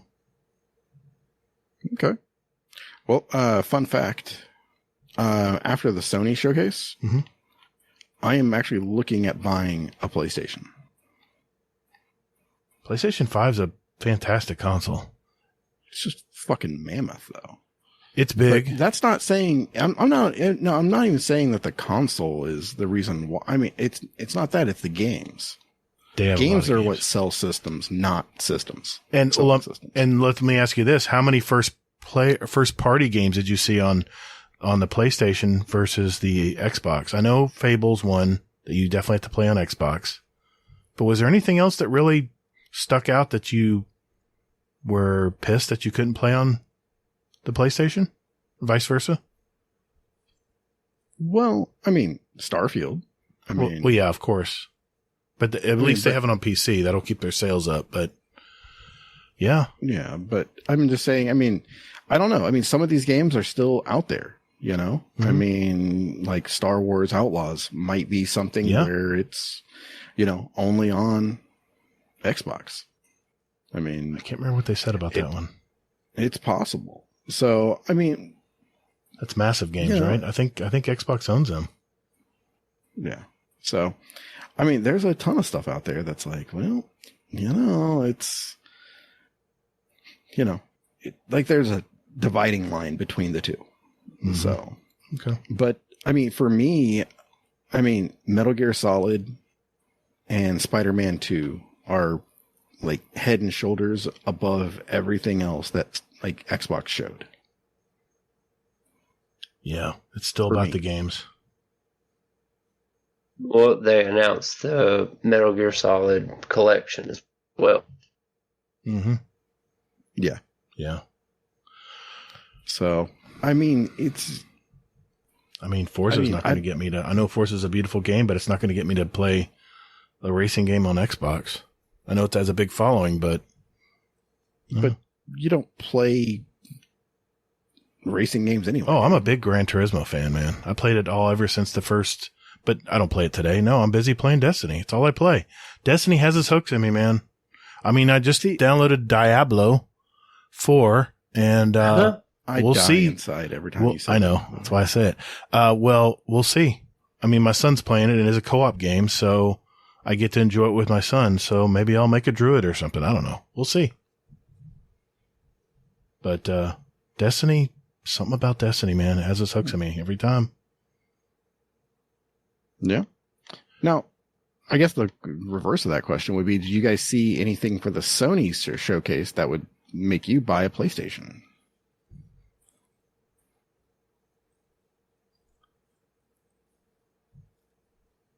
I mean, I think Mullet's already on a PlayStation, but hypothetically. But I mean, if you didn't have one. Right.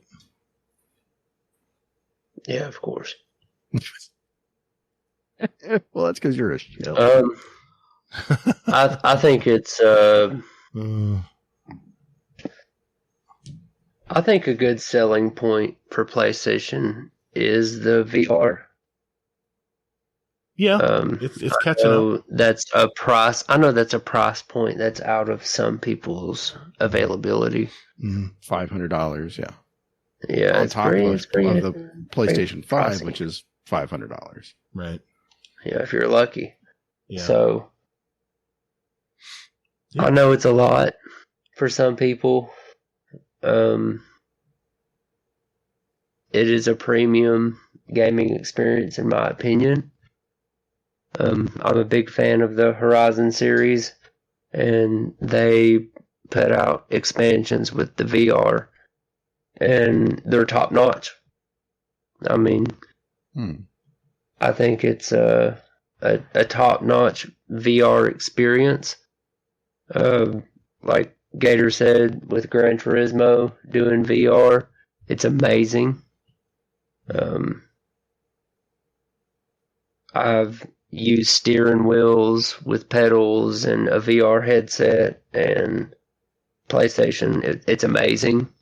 Loved it. Not just Gran Turismo, but other car racing games. Right. I think just the capability of the system is great. And the more advanced that these games get, the more people are willing to invest their money into it. And it starts with the showcase, getting the games out there, showing what they're working on, and getting people kind of tied in to what they're selling, Yeah. Yeah. I agree. Okay, so did you see anything, Gator, that would make you buy a PlayStation then? I mean, I'm not the person to ask on this because I'm already a PlayStation owner. I know it's hypothetical. If I was an Xbox owner and I saw some of those games, I mean, the fact of the matter is most of these games can be played on PC. So it's like the great neutralizer. It's like the great neutralizer. I mean, even God of War is on PC now. You don't have an Xbox. You're sitting there. You've got a PlayStation 4 and you've got an Xbox One. For me, no. There wasn't anything that got me sitting up in my chair like Starfield.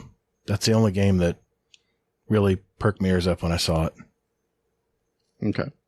So, and if you didn't have a PC, would you consider buying an Xbox then? I would.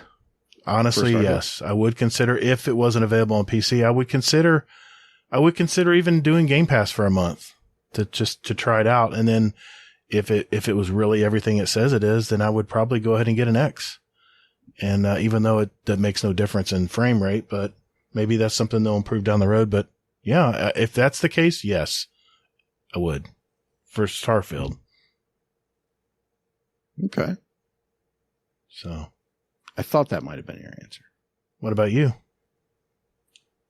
For me, PlayStation, yes. Xbox, no. That's right. You already mentioned that, right? Okay. Yeah. All right. Xbox just didn't, I don't know. It just didn't hit me the same way. But I mean, Starfield, I'm just cautious about, Oh, don't worry. I'm cautious too. I'm not pre-ordering that game. No way. I got burnt too many times. You don't have to. I mean, nobody should pre-order Starfield. I'm going to go out on a limb. Oh, there's people buying the watches and everything, man. There's major hype for Starfield right now. There's people that have bought Xbox S's just so they can enjoy Starfield at 1440 and 30 frames. I've heard friends of mine that said they're going to get it. But I'm just saying, though, that, I mean, nobody should buy it until they, like, try it out on Game Pass first. And you should never pre-order any games ever again. Well, that goes for any game. I don't care how hyped it is. I don't know. When's the last time you pre-ordered I'm not going to tell people to do that. But, okay. I mean, you know, not every game is Battlefield, Gator. Yeah, I'm still hurting over that one. I can tell. Yeah, I'm a jaded girlfriend on that one. I'll guarantee you that. So yeah, you're not the only one. Yeah, man. Did you drop the money on that one too? Oh yeah. Played it. I spent the money and played for about a week. I was like, fuck. Hey, at least you didn't start a whole podcast over it, right? Yeah. Wow, that was a crash and burn. Yeah. Anyway. Wow, if only people would have told you. If I only had a little birdie in my head saying, don't do it, Gator. Don't do it. Yeah. I think 30 and Still Gaming still yells at whatever he's listening to when he hears me say that. Yeah, exactly. Me too. You know, I was like, dude, did you play the beta? The beta was shit. Yeah. Well, you know, high hopes and hype. You want to believe what you want to believe. Yep. And well, let's face it. The nostalgia is what got me to pre-order that game because I had so many good times playing Battlefield in my earlier days. But what were you going to say, Mullet? I was going to say the same thing, really. You have to take into account, you know, for years and years, I played Battlefield 3 and 4. Oh, yeah. And then Battlefield 1. And then it's like, yeah, the next one's coming out and you get real hyped about it, you know? Yeah. It's like a nostalgia thing. I will say this. It's hard to avoid. I will say this about Battlefield, and you'll probably agree with me. It is the most immersive game I've ever played. If you got a buddy of friends and you got a platoon of 4 people all working together to charge a bunker and explosions everywhere and bombs falling out of planes and God knows what else, you really do sometimes feel you're right there in it. I'll add to that, you know, Battlefield's a lot different than many other online multiplayer games where you can select your server and, you know, that server may be no heads up display. Mm-hmm. You're just running and gunning. You got what you got. And all you can see is just what's on the screen and that's it. No, you don't know how many bullets you got. You know, it's all hardcore. And when there's 200 people going at it on a battlefield, you know, with the same handicap, it's a very surreal experience. Yeah, and people think 6v6 Crucible's crazy. Try 200 in a server. Yeah.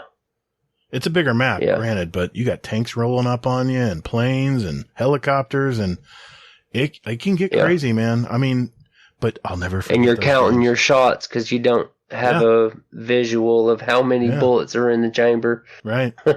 It makes a big difference. Man, if you were to choose between Battlefield 3 and 4, which would you prefer? If you could, they could revamp it and bring it back today on next gen consoles. What about Bad Company? Well, yeah, that's true. Because Battlefield 3 was basically an improved Battlefield company. It just went a little further. I would say 4. See, I had so much fun in 4. I had so much fun in 4 because they had the attack boats and the islands and man, so many good times. But anyway, nobody cares. So, alrighty. Anyway, it's a dead game anyway. So, okay. Fair enough. I didn't say that, people. I didn't say that. I did, and I don't care. If you have thoughts on it, then at me, okay? Right. But anyway, until then. Yeah. Thanks for the discussion, guys. So we'll see. We'll see what comes around the bend, and we'll go from there. All right. Time for questions from our community. We'll do that right after this.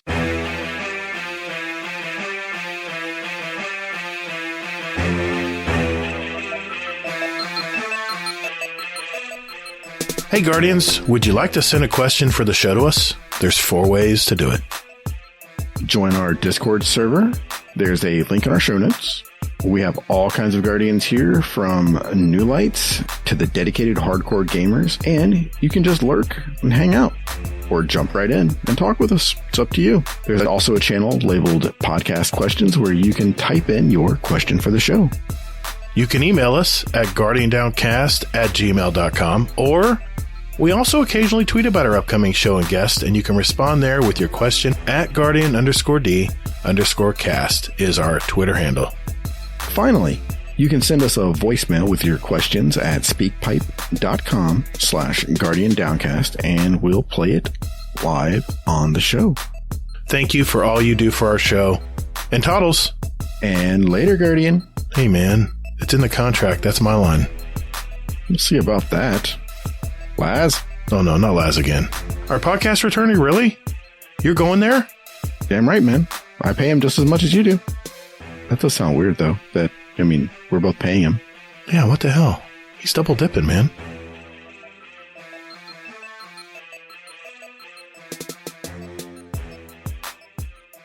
All right, boys and girls, it's that time of our show where we get our questions from you. Yeah, you, Mr. Monkey.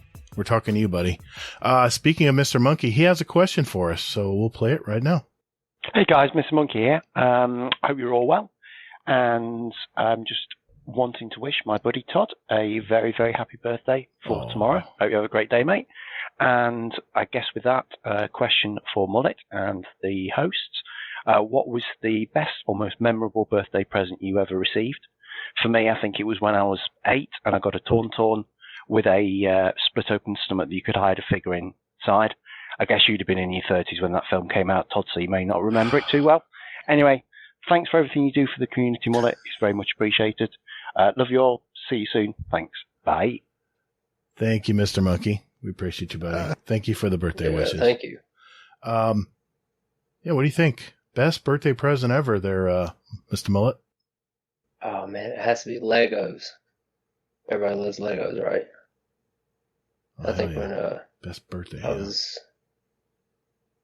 was about 8 years old, and I got like a big, back then it was kind of hard to get a big collection of Legos, and my parents got me this big, like, 1,000 piece set of Legos of just like standard shapes and colors. And man, I played with that for years. I mean, total freedom, right? Yeah. Legos are the bomb, man. Nice. All right, Hazel. Well, this is for all of us. Oh, okay. Oh, got to put the thinking cap on now. Okay. So probably one of mine would be when my wife finagled like everybody into a Discord call. Oh, that's right. For me, and I was like, what the hell? Oh, yeah. And it was just like a really cool moment. So you got to share it with like 20 of that was very special. My best friends. So that was so cool. Yeah, that was great. Tasha did that. That was very special. Oh, man.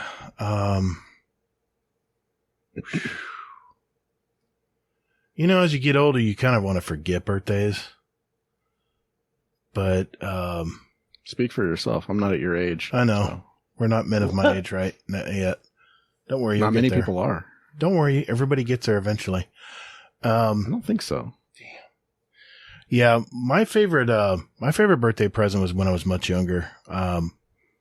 Lived on acreage. I was a good old boy, and my dad got me a mini bike. The one with the Briggs and Stratton motor in it, and a frame, and a chain that kept coming off. That mini bike, yeah. But man, that was the coolest thing ever. And, yeah, that would be mine. It's up there. I mean, my God, man, birthdays, they just run together, it's hard to remember them sometimes, but, I definitely remember that one. Nice. Thank you, Mr. Monkey. All right, Hazel, let's dive in, buddy. Okay. So, question from Danger Powers. Question for our guardian angel. What's the worst you've ever been embarrassed? Oh, man. The worst I've been embarrassed. So, what comes to mind is, so I'll tell you a story. I'll try to make it quick, okay? Ooh, I like No stories. worries. I like stories. So I have a 7-year-old daughter. And this was a couple of years ago. We'll say she was probably around 5 years old. And we went and got some Chick-fil-A. And fast food just tears my stomach up. I mean, it really does. And we went to Chick-fil-A, we got something to eat, and we were headed back home. And it started to hit me like, man, I gotta go to the bathroom. Like, it's unavoidable. I'm not gonna make it home. Everybody's had that happen to them. Man, I've got to stop somewhere. I've got to stop. I got to go to the bathroom. And the only place that I could stop was like a local liquor store around here. And so it's just me and her. We get out of the car and we go in the liquor store. And all the people working there, I was like, hey, I know you don't have a public restroom, but my daughter needs to use the bathroom. Can we go in here and use the bathroom? They were like, sure, no big deal. So we walked in there and I sat down to use the bathroom. And I made her stand outside the door. Oh. So nobody would come in. Yeah, mistake. So my 5-year-old was like, Dad, are you pooping in there? Like, full volume. And under my breath, I was like, shut up. Shh. Hush, quit. So I finished up, man. And we're walking back out. And everyone in that whole store was just like staring at me. Oh, man. And I was like, oh my gosh. And man, I was so embarrassed. Like, I tell that story all the time because like kids, man, they'll embarrass you so bad. Like, it shouldn't have been anything, but she threw me under the bus, man. I mean, full volume. She was like, Are you using the bathroom? Do you have to poop? And I was like, shut up. Oh, man. Just, gosh, be quiet. For 2 seconds, just cut me some slack here. I was so embarrassed, man. I can't go back. I can never go back there. They probably got your picture on the wall. Probably. Dude, I was so embarrassed. Oh, my God, dude. That's great. Good story.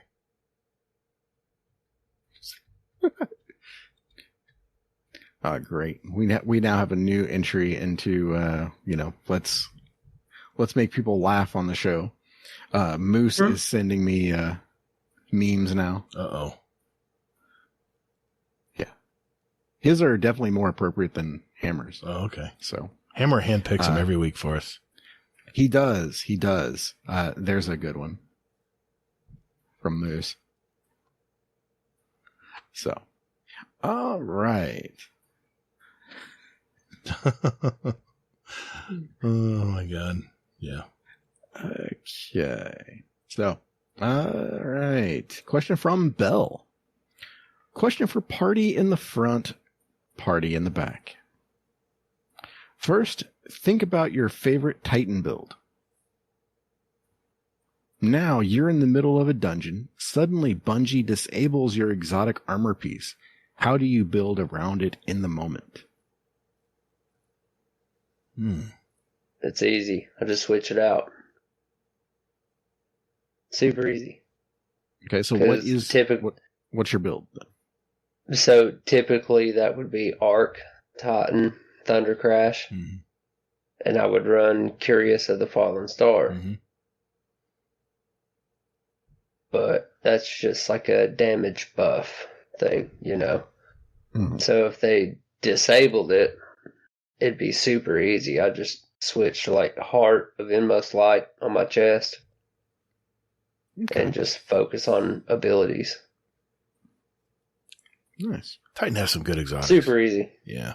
It would be a quick pause and switch and back to the game. Wouldn't even sweat it.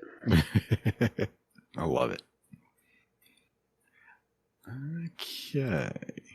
Here we go. Question from Rodimus.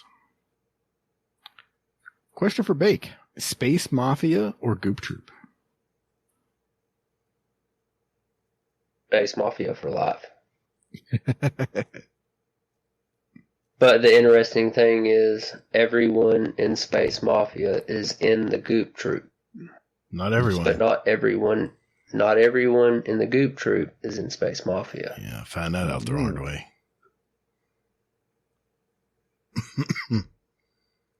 I like it. Okay, I'll do one more. Okay. And then we have some other ones here that I'll sprinkle in. We're going to have Gator do a speak pipe here in a second. So, Moose, Baron of Titan. Question for the Master Mullet Man. What's it like being such a masterful dungeoneer? It's the pinnacle of destiny. I mean, it doesn't get better. Nice. Because the reason why is because it's an in-depth activity. There are mechanics involved. It's not too complex. 3 people can do it. 1 person can do it. 2 people can do it. It doesn't matter.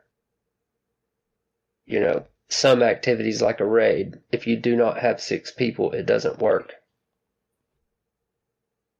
So, dungeons are like the next level activity after a strike that requires your attention. But you're not so invested and required to have other people. Nice. I kind of get off on that, you know? Yeah. So I want to be good at it. I want to try to be good at it and show other people how much fun it is. All right. Cool deal. I have a speak pipe from Kogo. Speed pipe. Rank Ghosts of the Deep. No timers. Get up and let's go. Rank Ghost of the Deep. What do you guys think? Out of 10. It's my favorite. It's my favorite dungeon right now. I think of ever. Yeah. Hazel? A 6 out of 10. Boo. I mean, yeah, I get that. It's a dungeon. I know. You know. We don't see eye to eye on that one. Yeah, I know. It's a dungeon. It starts really strong, and I think the storyline and the premise of the final encounter is like a chef's kiss. It's so well put together. Yeah. But the map and the mechanics of it, I can't stand. Yeah. It just needs to be tuned a little bit. Like the first encounter is too long.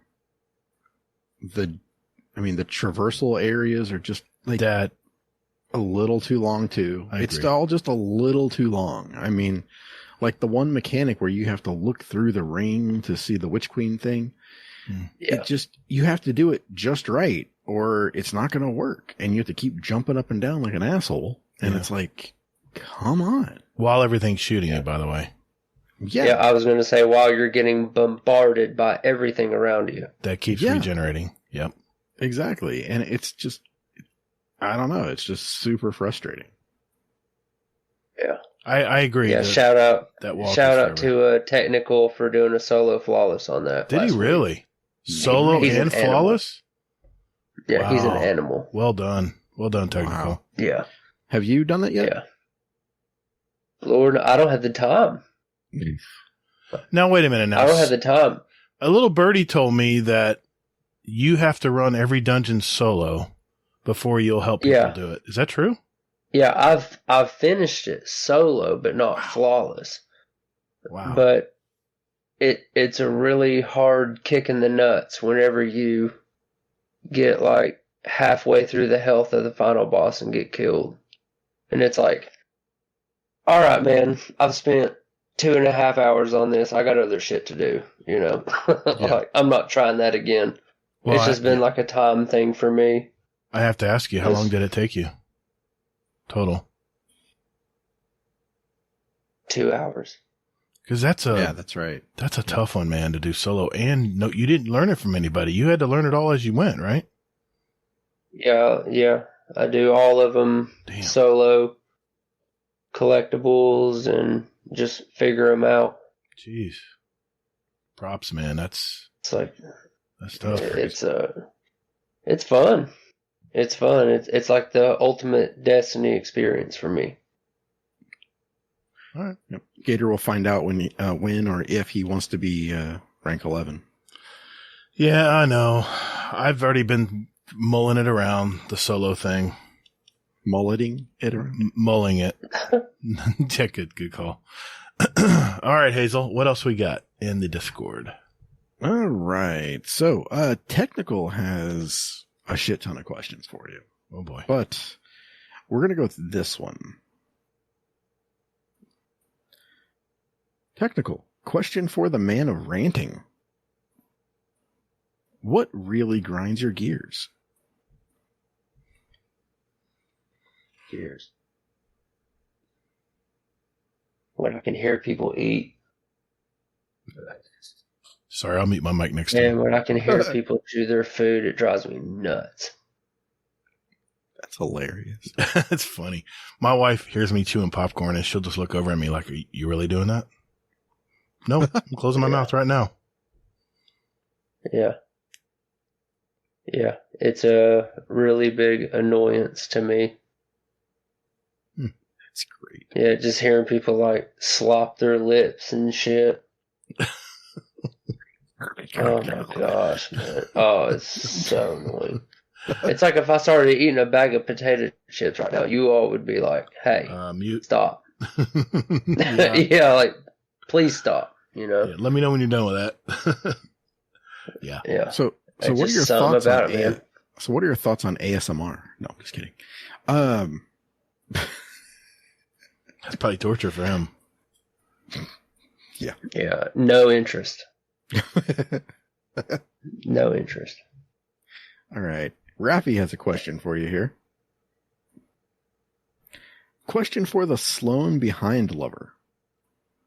I don't know where these names come up or if they have a story. I'm not going to ask. Yeah, Trinity. Yeah, Sloan. Sure. Yeah.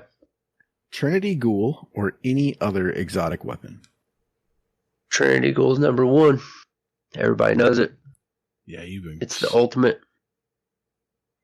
Yeah, you've been clearing ads of that. I think I've got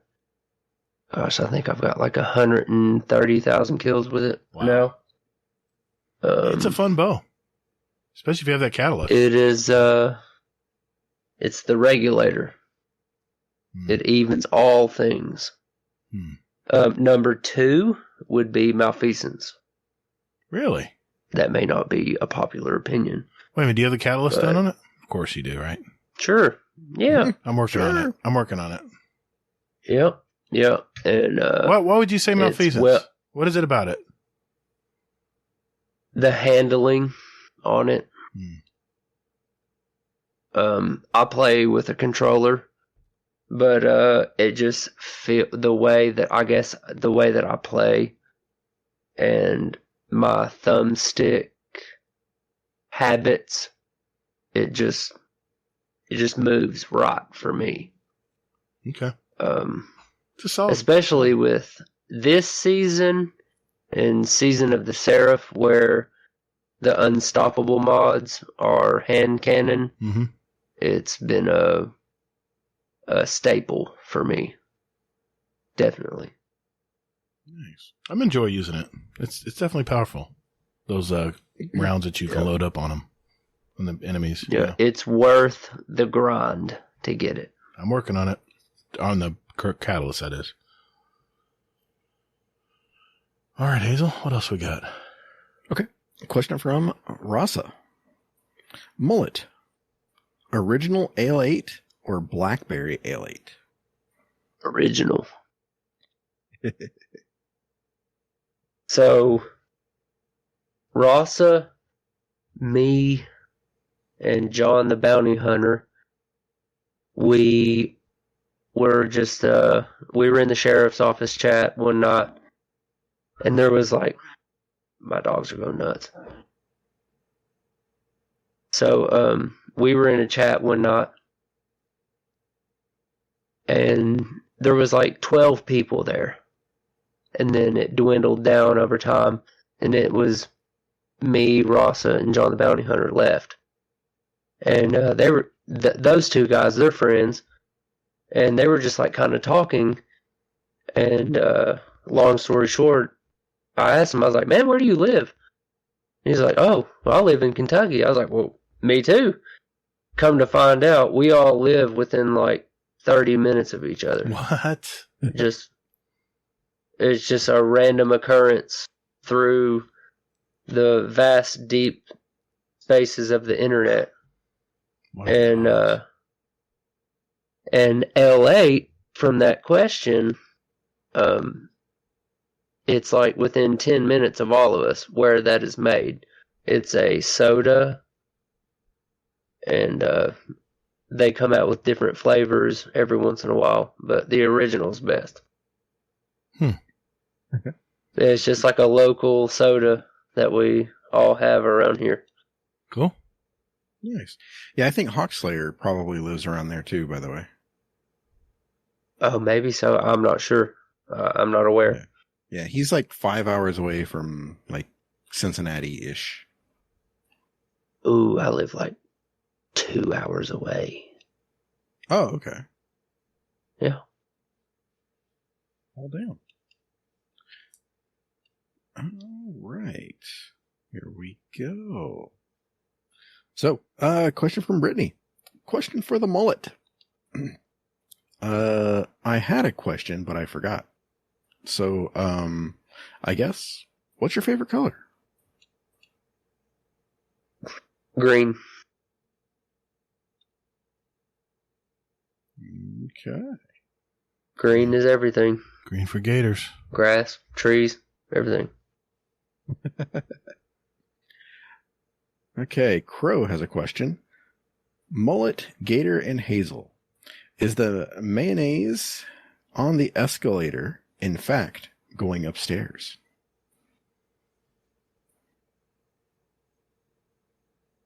It's a question for all of us, isn't it? Correct. What am I missing here? Well, would you consider an escalator stairs? Moving stairs.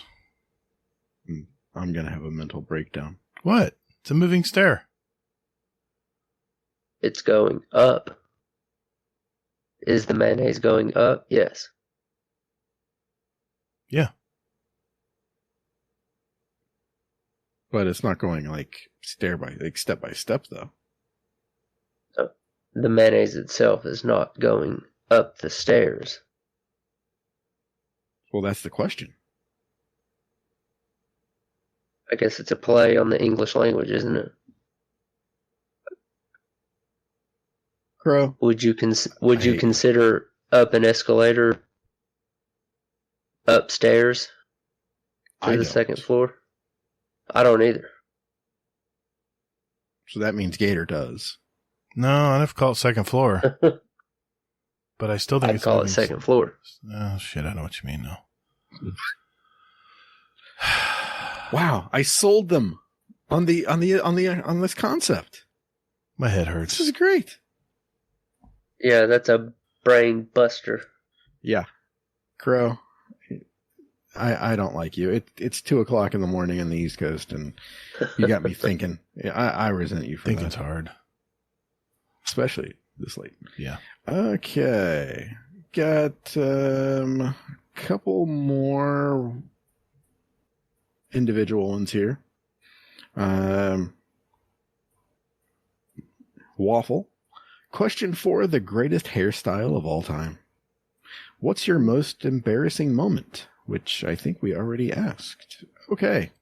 Waffle. We're psychic. There we go. Okay. I'll skip that one. The Scarlet KM. Question for the Mullet Man. Have you ever had any hero/clutch moments in Destiny? If so, which was your favorite? Or, what is the funniest fail you've ever had in the game? I know we've all had some pretty epic fails.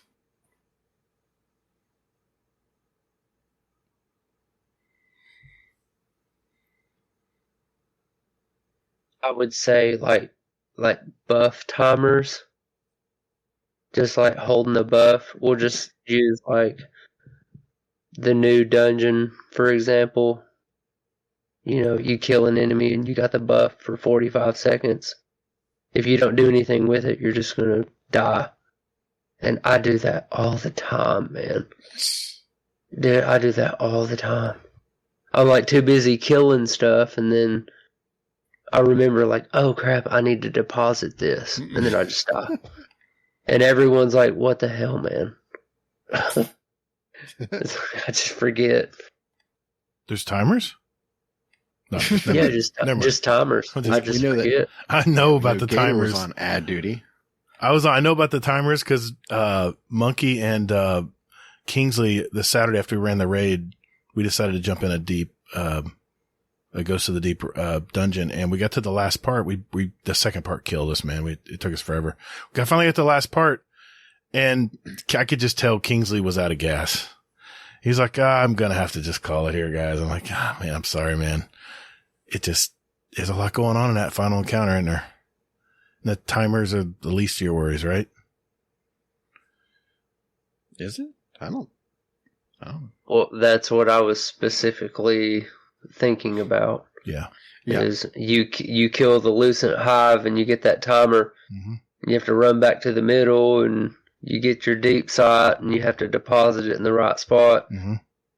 And I just start killing stuff, and then next thing I know, I just die out of nowhere. Do it all over. It's like, ooh, I forgot. Ooh, I forgot. My bad.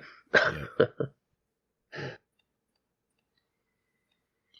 All right, Gator, do you want to do a speak? Yeah, let's do one. Yeah, I've got one here from Mr. Sweaty Spooks. Ladies and gentlemen, Sweaty Spooks, question for the show. So, pre-Crucible match, you're flying into the match and you're in your ship.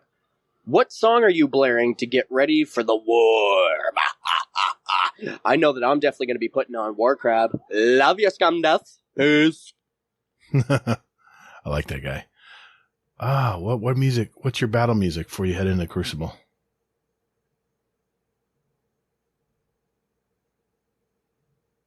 It's hard for me to single out a single song.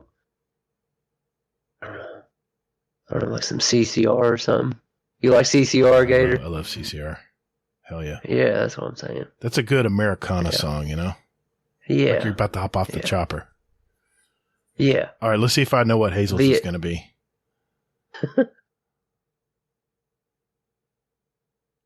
Go ahead, Hazel. I'm going to see if I'm guessing right. Starts with an H. Starts with an H. Starts with an H. The Humpty Dance? No. I would think you would say Hell's Bells. No. Oh, okay. I'm actually going to go with Start a Riot by... oh, yeah. It's on the... what was it? The Spider-Verse. The first one. Soundtrack. Yeah, I'm going with some Avenged Sevenfold. That's what comes to mind. anything from them is good. Afterlife. How about that one? We'll start with that one.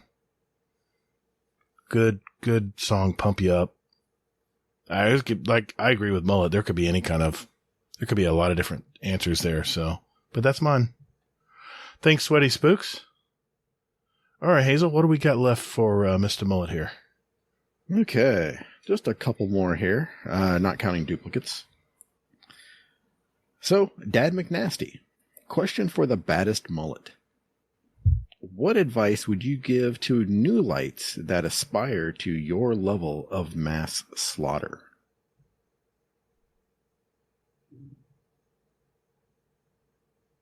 New lights.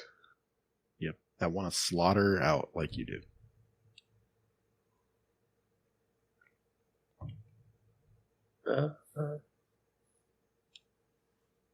I think my suggestion would be unlock everything you can.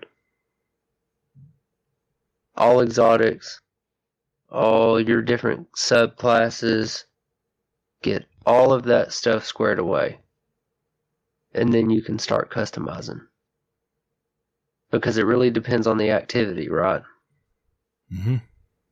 Because I think some activities are easier, just for me, like a Grandmaster or something. I think it's easier with like Void as a Titan.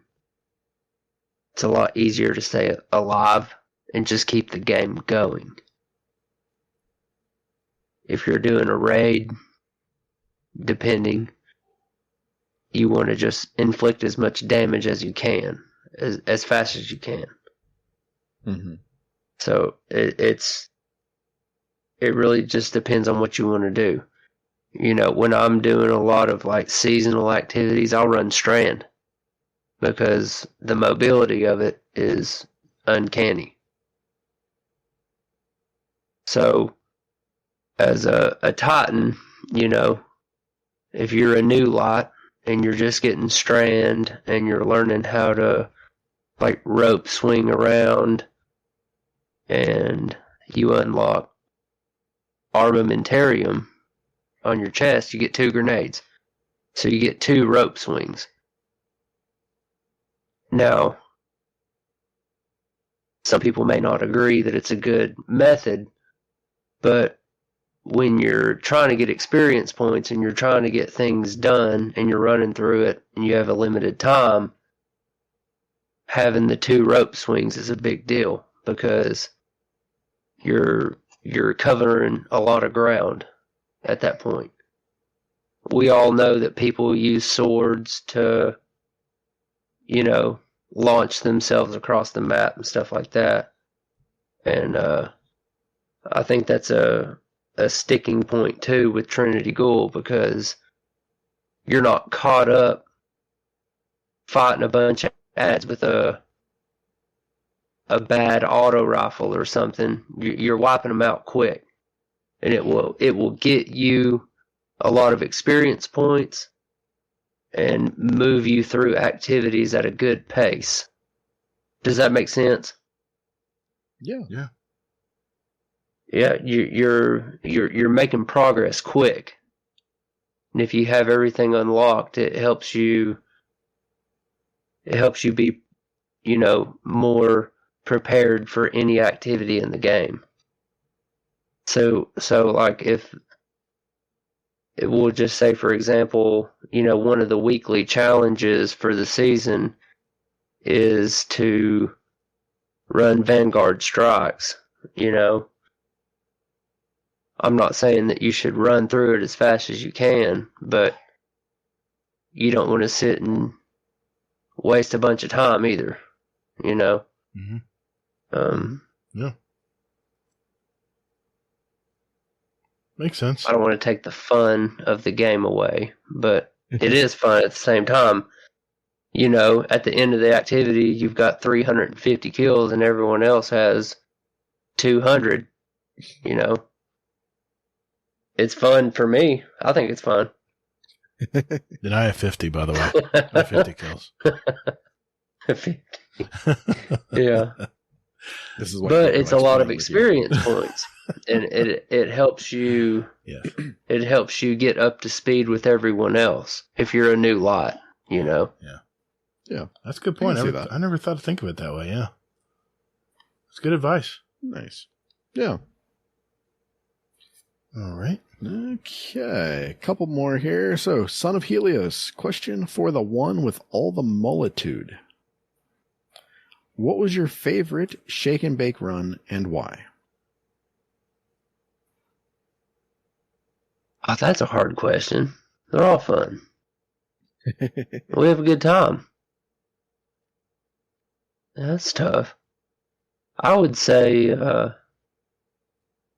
doing a lot of Spire runs and just kind of teaching people the mechanics of that. It's not too difficult. It's not time-based. A lot of people that are more prominent in our community that's joined into it.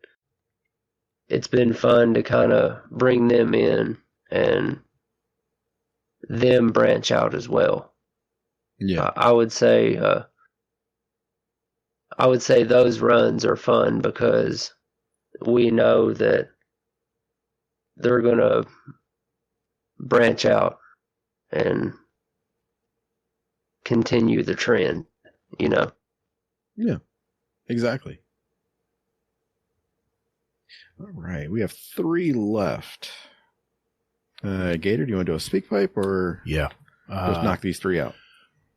I tell you what, let's knock those 3 out. And well, actually, we got a real quick one here from my buddy Hawk Slayer. So let's just, I'll just play him real quick here.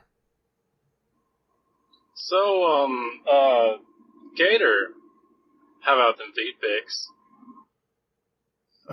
Next question. It's a follow up. Here we go. Hey, what's up, Gator? I just want to check and make sure, or actually, I'm really going to ask you a very, very important question. Uh-oh. Did you get all my messages yet? Yes, Hawk Slayer. I got your messages. Thank you, buddy. All right. So, fun fact for you. Mm-hmm. Mullet was wondering, he's like, he thought you were repulsed by feet. God, do I have to explain this again? I had to tell him that no, it's the opposite. You like feet. I like women's feet. Thank you.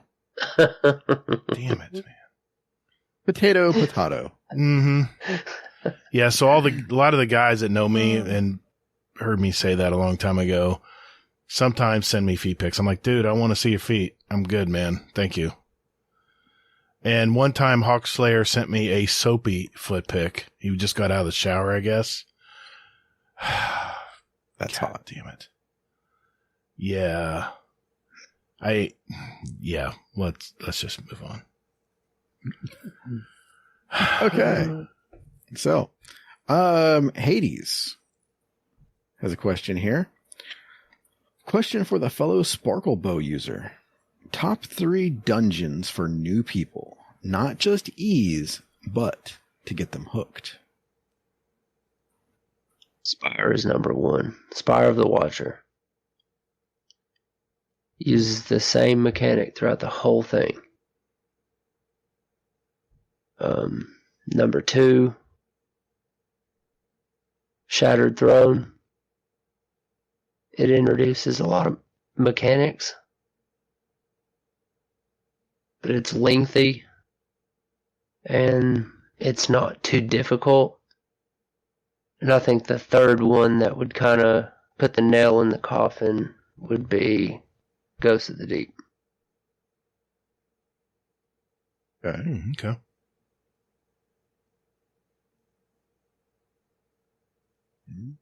Right.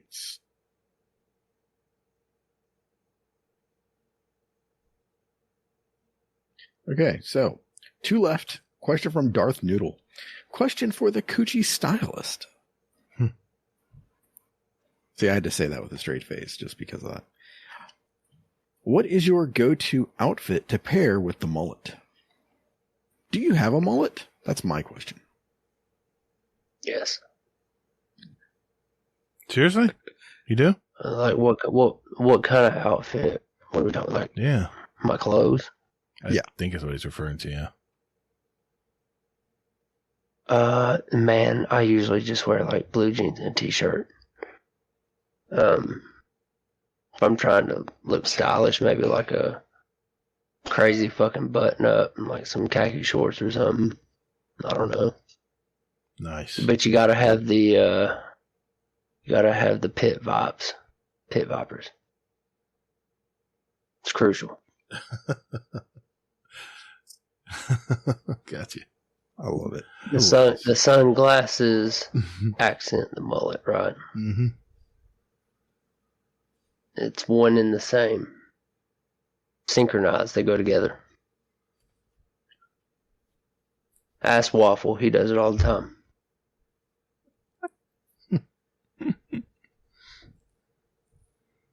All right, Hazel, one more, and then I'll take us out with a speak pipe. How's that sound? Okay. I'm just like I know I'm enjoying this so much. The pit vipers. Okay. BLT Jim. No, that's TLT Tim. It says BLT Jim. Oh, okay. Maybe it's a new member. Okay. Question for Mr. Ape Drape. What's your favorite nickname for a mullet? NASCAR Sunscreen. Nice. Hey, you're at a NASCAR race and that sun's beating down. You got that mullet covering up your neck. That's our title. It's that sunscreen on the back of your neck. NASCAR Sunscreen. That's our title. Brilliant. Probably my favorite. That's an excellent title. That, yeah. Perfect. So just so you know, if we didn't answer your question, Mullet will be going ahead and answering the rest of these in the Discord over the next couple days. So just be on the lookout for that. And yeah, that's all of the questions that we have from one question from everyone. Yep. Perfect. Yep. And I mentioned that when I put the questions out that we may not have time to get to them, but we always will leave them for our guests to answer if they like to. Let's go out with a speak pipe here. I've got one. I mean, we've got several from Uncle Scumdash, so I feel it's appropriate here to go out with one. And we'll go with this one. Hello, Scumdash here. Hold on, I'm going to close the door. Okay. Close the door. Hello, Scumdash here. Do you hate it when you just start up the new Destiny campaign and you just started to shoot the enemies, then the missus comes in and wants to have a yap? I'm like, I'm going to go to bed in a minute. I'm like, I've just started the new campaign. I'm just shooting people. So I have to carry on shooting people. Why are you being so ignorant? I'm like, I can't stop this game. I can't pause it. I've got to keep going. All right then, I'm going to bed. All right, love your beds. Anyone get that? Well, question for the show. Anyone ever had this experience? Well, I've died anyway, so start again. Love you. I say this all the time to my family. Like, can't you pause it? What is this, the 80s? No, this is a live game. It's going on right now. What do you guys think? Oh, yeah, dude. I have a 7-year-old and a 3-year-old. Oh. Like, it's... Yeah, there's interruptions. Yeah, there's interruptions. And it's like, can't you pause it? And it's like, no. Actually, I can't. No, this isn't Mario. Give me a second. Just give me a second. Mm-hmm. Yeah, I'll never forget the first time I told my wife that I couldn't pause it. And she looked at me like with this look that's like, I don't fucking believe you. That's exactly the look I got. Yeah. The first my wife time was just no, it's a video game. You can pause it. It's a button that you can push. Mm-hmm. Yeah. She, when she found out that there was no pause, she's like, well, that's just like, I forget the exact word she used, but it was like malicious kind of thing, like coding and that kind of malicious gaming. Uh-huh. And I'm like, well, maybe, but, I can't talk now, regardless of your thought. Yep. So. Same bullshit look that I got. Like, you're full of shit. You can't pause the game. You just don't want to talk to me. I'm like, honey, I can't pause the game. Look, I'll pause it and I'll unpause it. Now I'm dead. See? The game keeps going. Anyway, thank you, Uncle Scumdeath. Hope you're doing well, brother. All right. Like I said, if like Hazel said, if we didn't get to your question, we'll do better next week. And I know we have some speak pipes. I see you out there, Gorilla Golf, Okatsu, Mo, Wormwood. I see you guys. We ran really late tonight. So out of respect to our guest and our listeners here, we're going to move on. So we'll get to you, possibly next week. So thank you for that. All right. Mr. Fudd, hit that intro. Guardian Downcast. Guardian Downcast. Yeah. Guardian Downcast. This is an intro. Guardian Downcast. Guardian. Not copyright. Guardian Downcast. Thank you, Mr. Fudd. This is the final segment of our show, so where we pick our song for our award-winning Guardian Downcast show playlist. Yeah, we have a song playlist. We've had this playlist since we started our podcast back in July of 2019. It's a time capsule, if you will. We now have 1,111 songs representing all of us and all of our past guests. So we're going to add more to it tonight, and I'll start with Mr. Mullet. What'd you pick tonight, sir? Picked a track called Music Box by an artist named Moody Good. This song means a lot to me. If anyone cares to take the time, there is a video on YouTube for that track.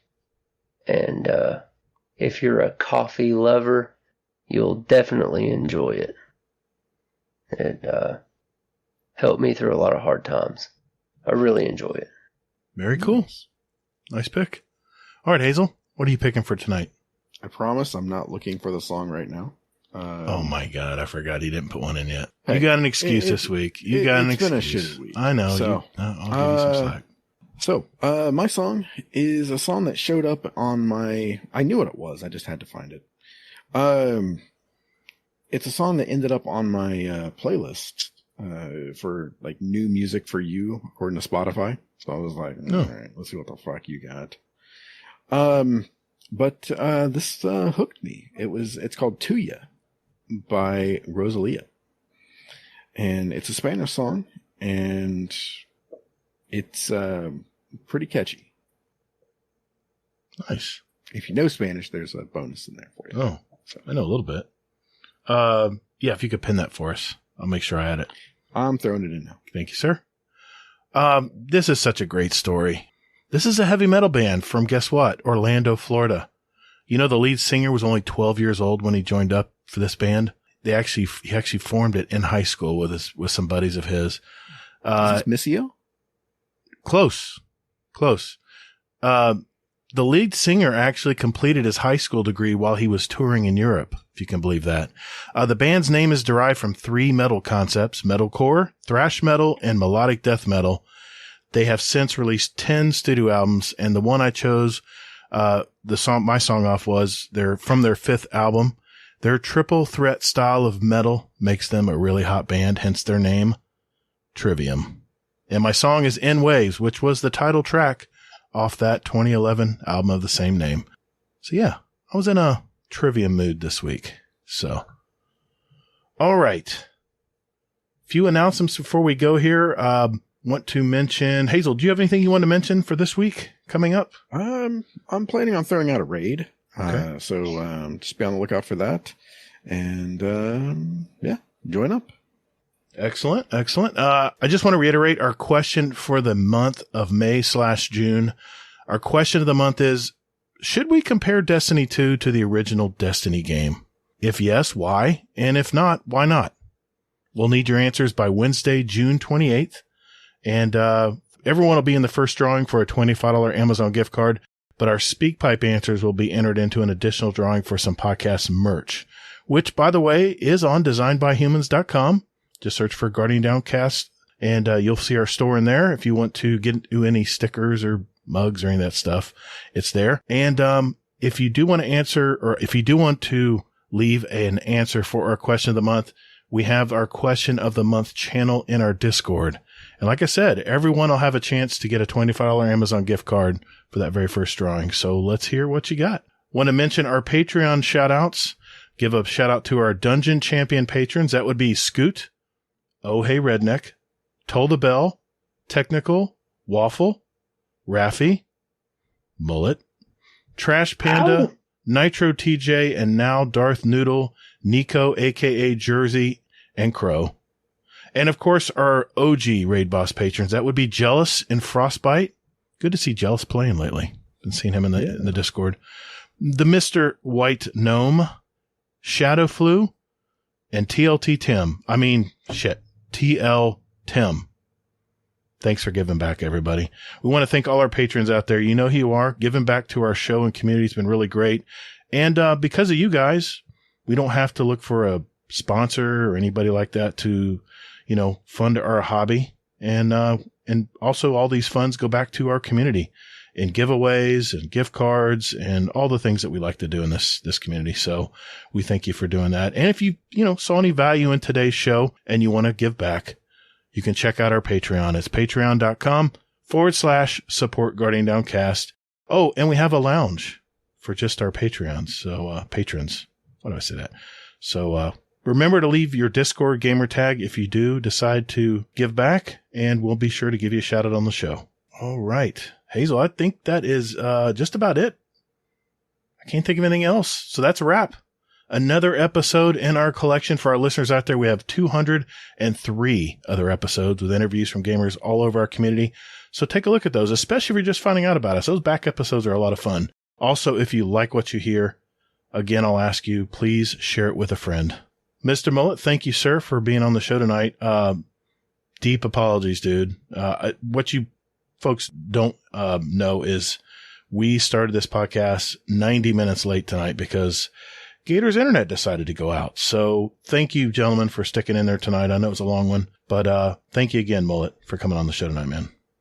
No problem. Thanks for having me, man. Well, hey, Thank you so much, man. People were to find out where you're out and about, where would they go to find you, sir?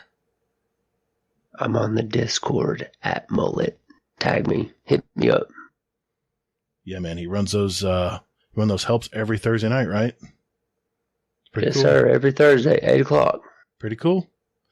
Hazel, where can people find you, sir? Quick and easy. Hazel NT in all the places, except for Twitch, where I am eventually going to stream again. And that is the Hazel NT. Sounds good. You can contact me via Twitter. It's at Todd the Gator. Remember, that's 2 Ds, GATR. I have a YouTube channel spelled the very same way. And I'm on Steam and PS5 currently playing Destiny 2. And I do create videos to help new players out there and give opinion pieces and God knows what else. I think I put out a video on actually gaming and relationships.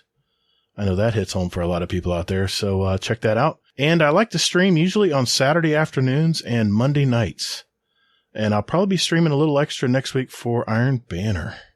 All right. We also have another podcast called Destiny Help Desk. It does the same thing as my YouTube channel, but in an audio format. So check that out as well if you're out there and about. And just know that this show that you're listening to right now posts to that very same YouTube channel, Todd the Gator. All right, before we go, guys, we have a Scum Death's Corner tonight. And this is a two-parter. You'll see why in a minute. Here we go. Uncle Scum Death, what is going on in the UK today, brother? Hello, and welcome to Scum Death's Corner. I'm not walking back from band practice. We are at a gig. Where are we, guys? In Bristol, England. The Griffin. Let's have it tonight. Gonna fucking nail it. Band practice last night. Gig tonight. 1 hour set, 10 to 11. Smash it out. Let's show how these Bristolians fucking need to do it. Come on, then. We love it. Guess what? Love you. See you later. Bye. And an hour later, here was his second speak pipe. Hello, welcome to Scum Death's Corner. This is part 2 of what I've sent earlier. I don't know if I've got it in early enough, but I'm walking home from the gig. It was, it's such a small venue, you could fit about 10 people in, and it was so hot and sweaty, and actually, it was absolutely pointless. We drove 2 hours to get to the venue. There was about 10 people there, and about 4 of them we knew. And then we sold no merchandise. It's absolutely fucking pointless gig. It's taken us 10 hours to do this, from leaving the house to getting home. Well, I'm still not home. So it's going to take about 11 hours, full-on journey, to play to about 4 people. And I'm walking home now. So I'll tell you what, sometimes being in a band is fucking shit. So, anyway, Gator, this is part 2. So, love you and leave you. Bye. Yeah, that's too bad. Hey, everyone. Remember, as Lightfall is played, take breaks, get outside and touch some grass. Yeah, Hades. Hey, everyone. Remember, we only get one playthrough in this world, so make it count. More importantly, be good to your fellow Guardians in the Destinyverse out there. Defeat is not surrender, Guardian. Thank you all so very much for listening. And later, Guardian. Get Toddle. We lost him. We lost Mullet.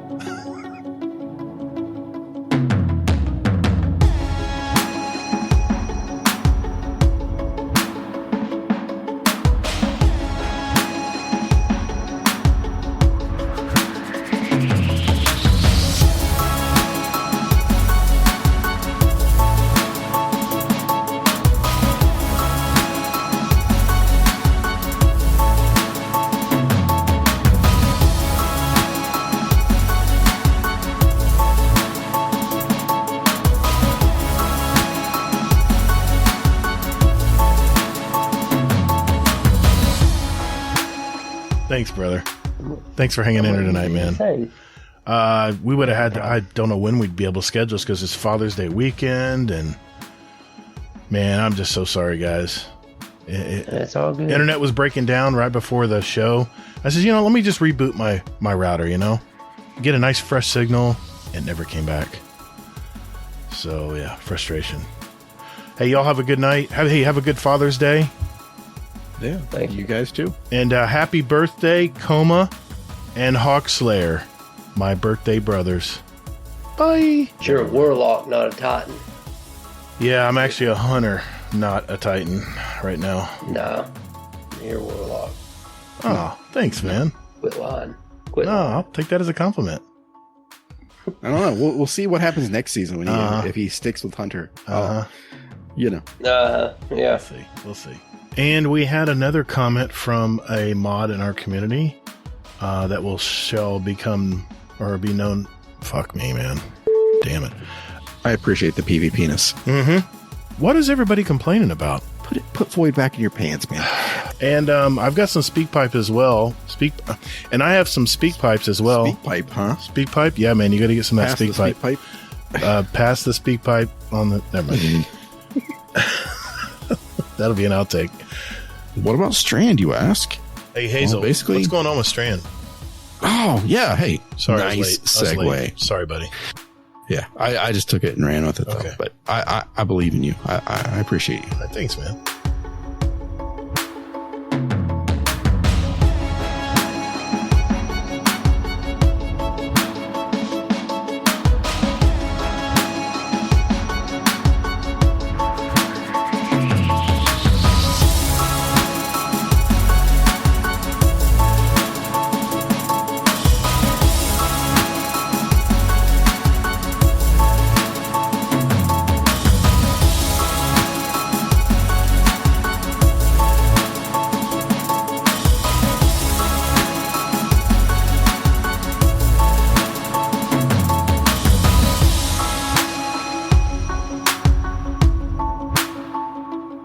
sounds like nonchalant bullshit answers, but that's just me.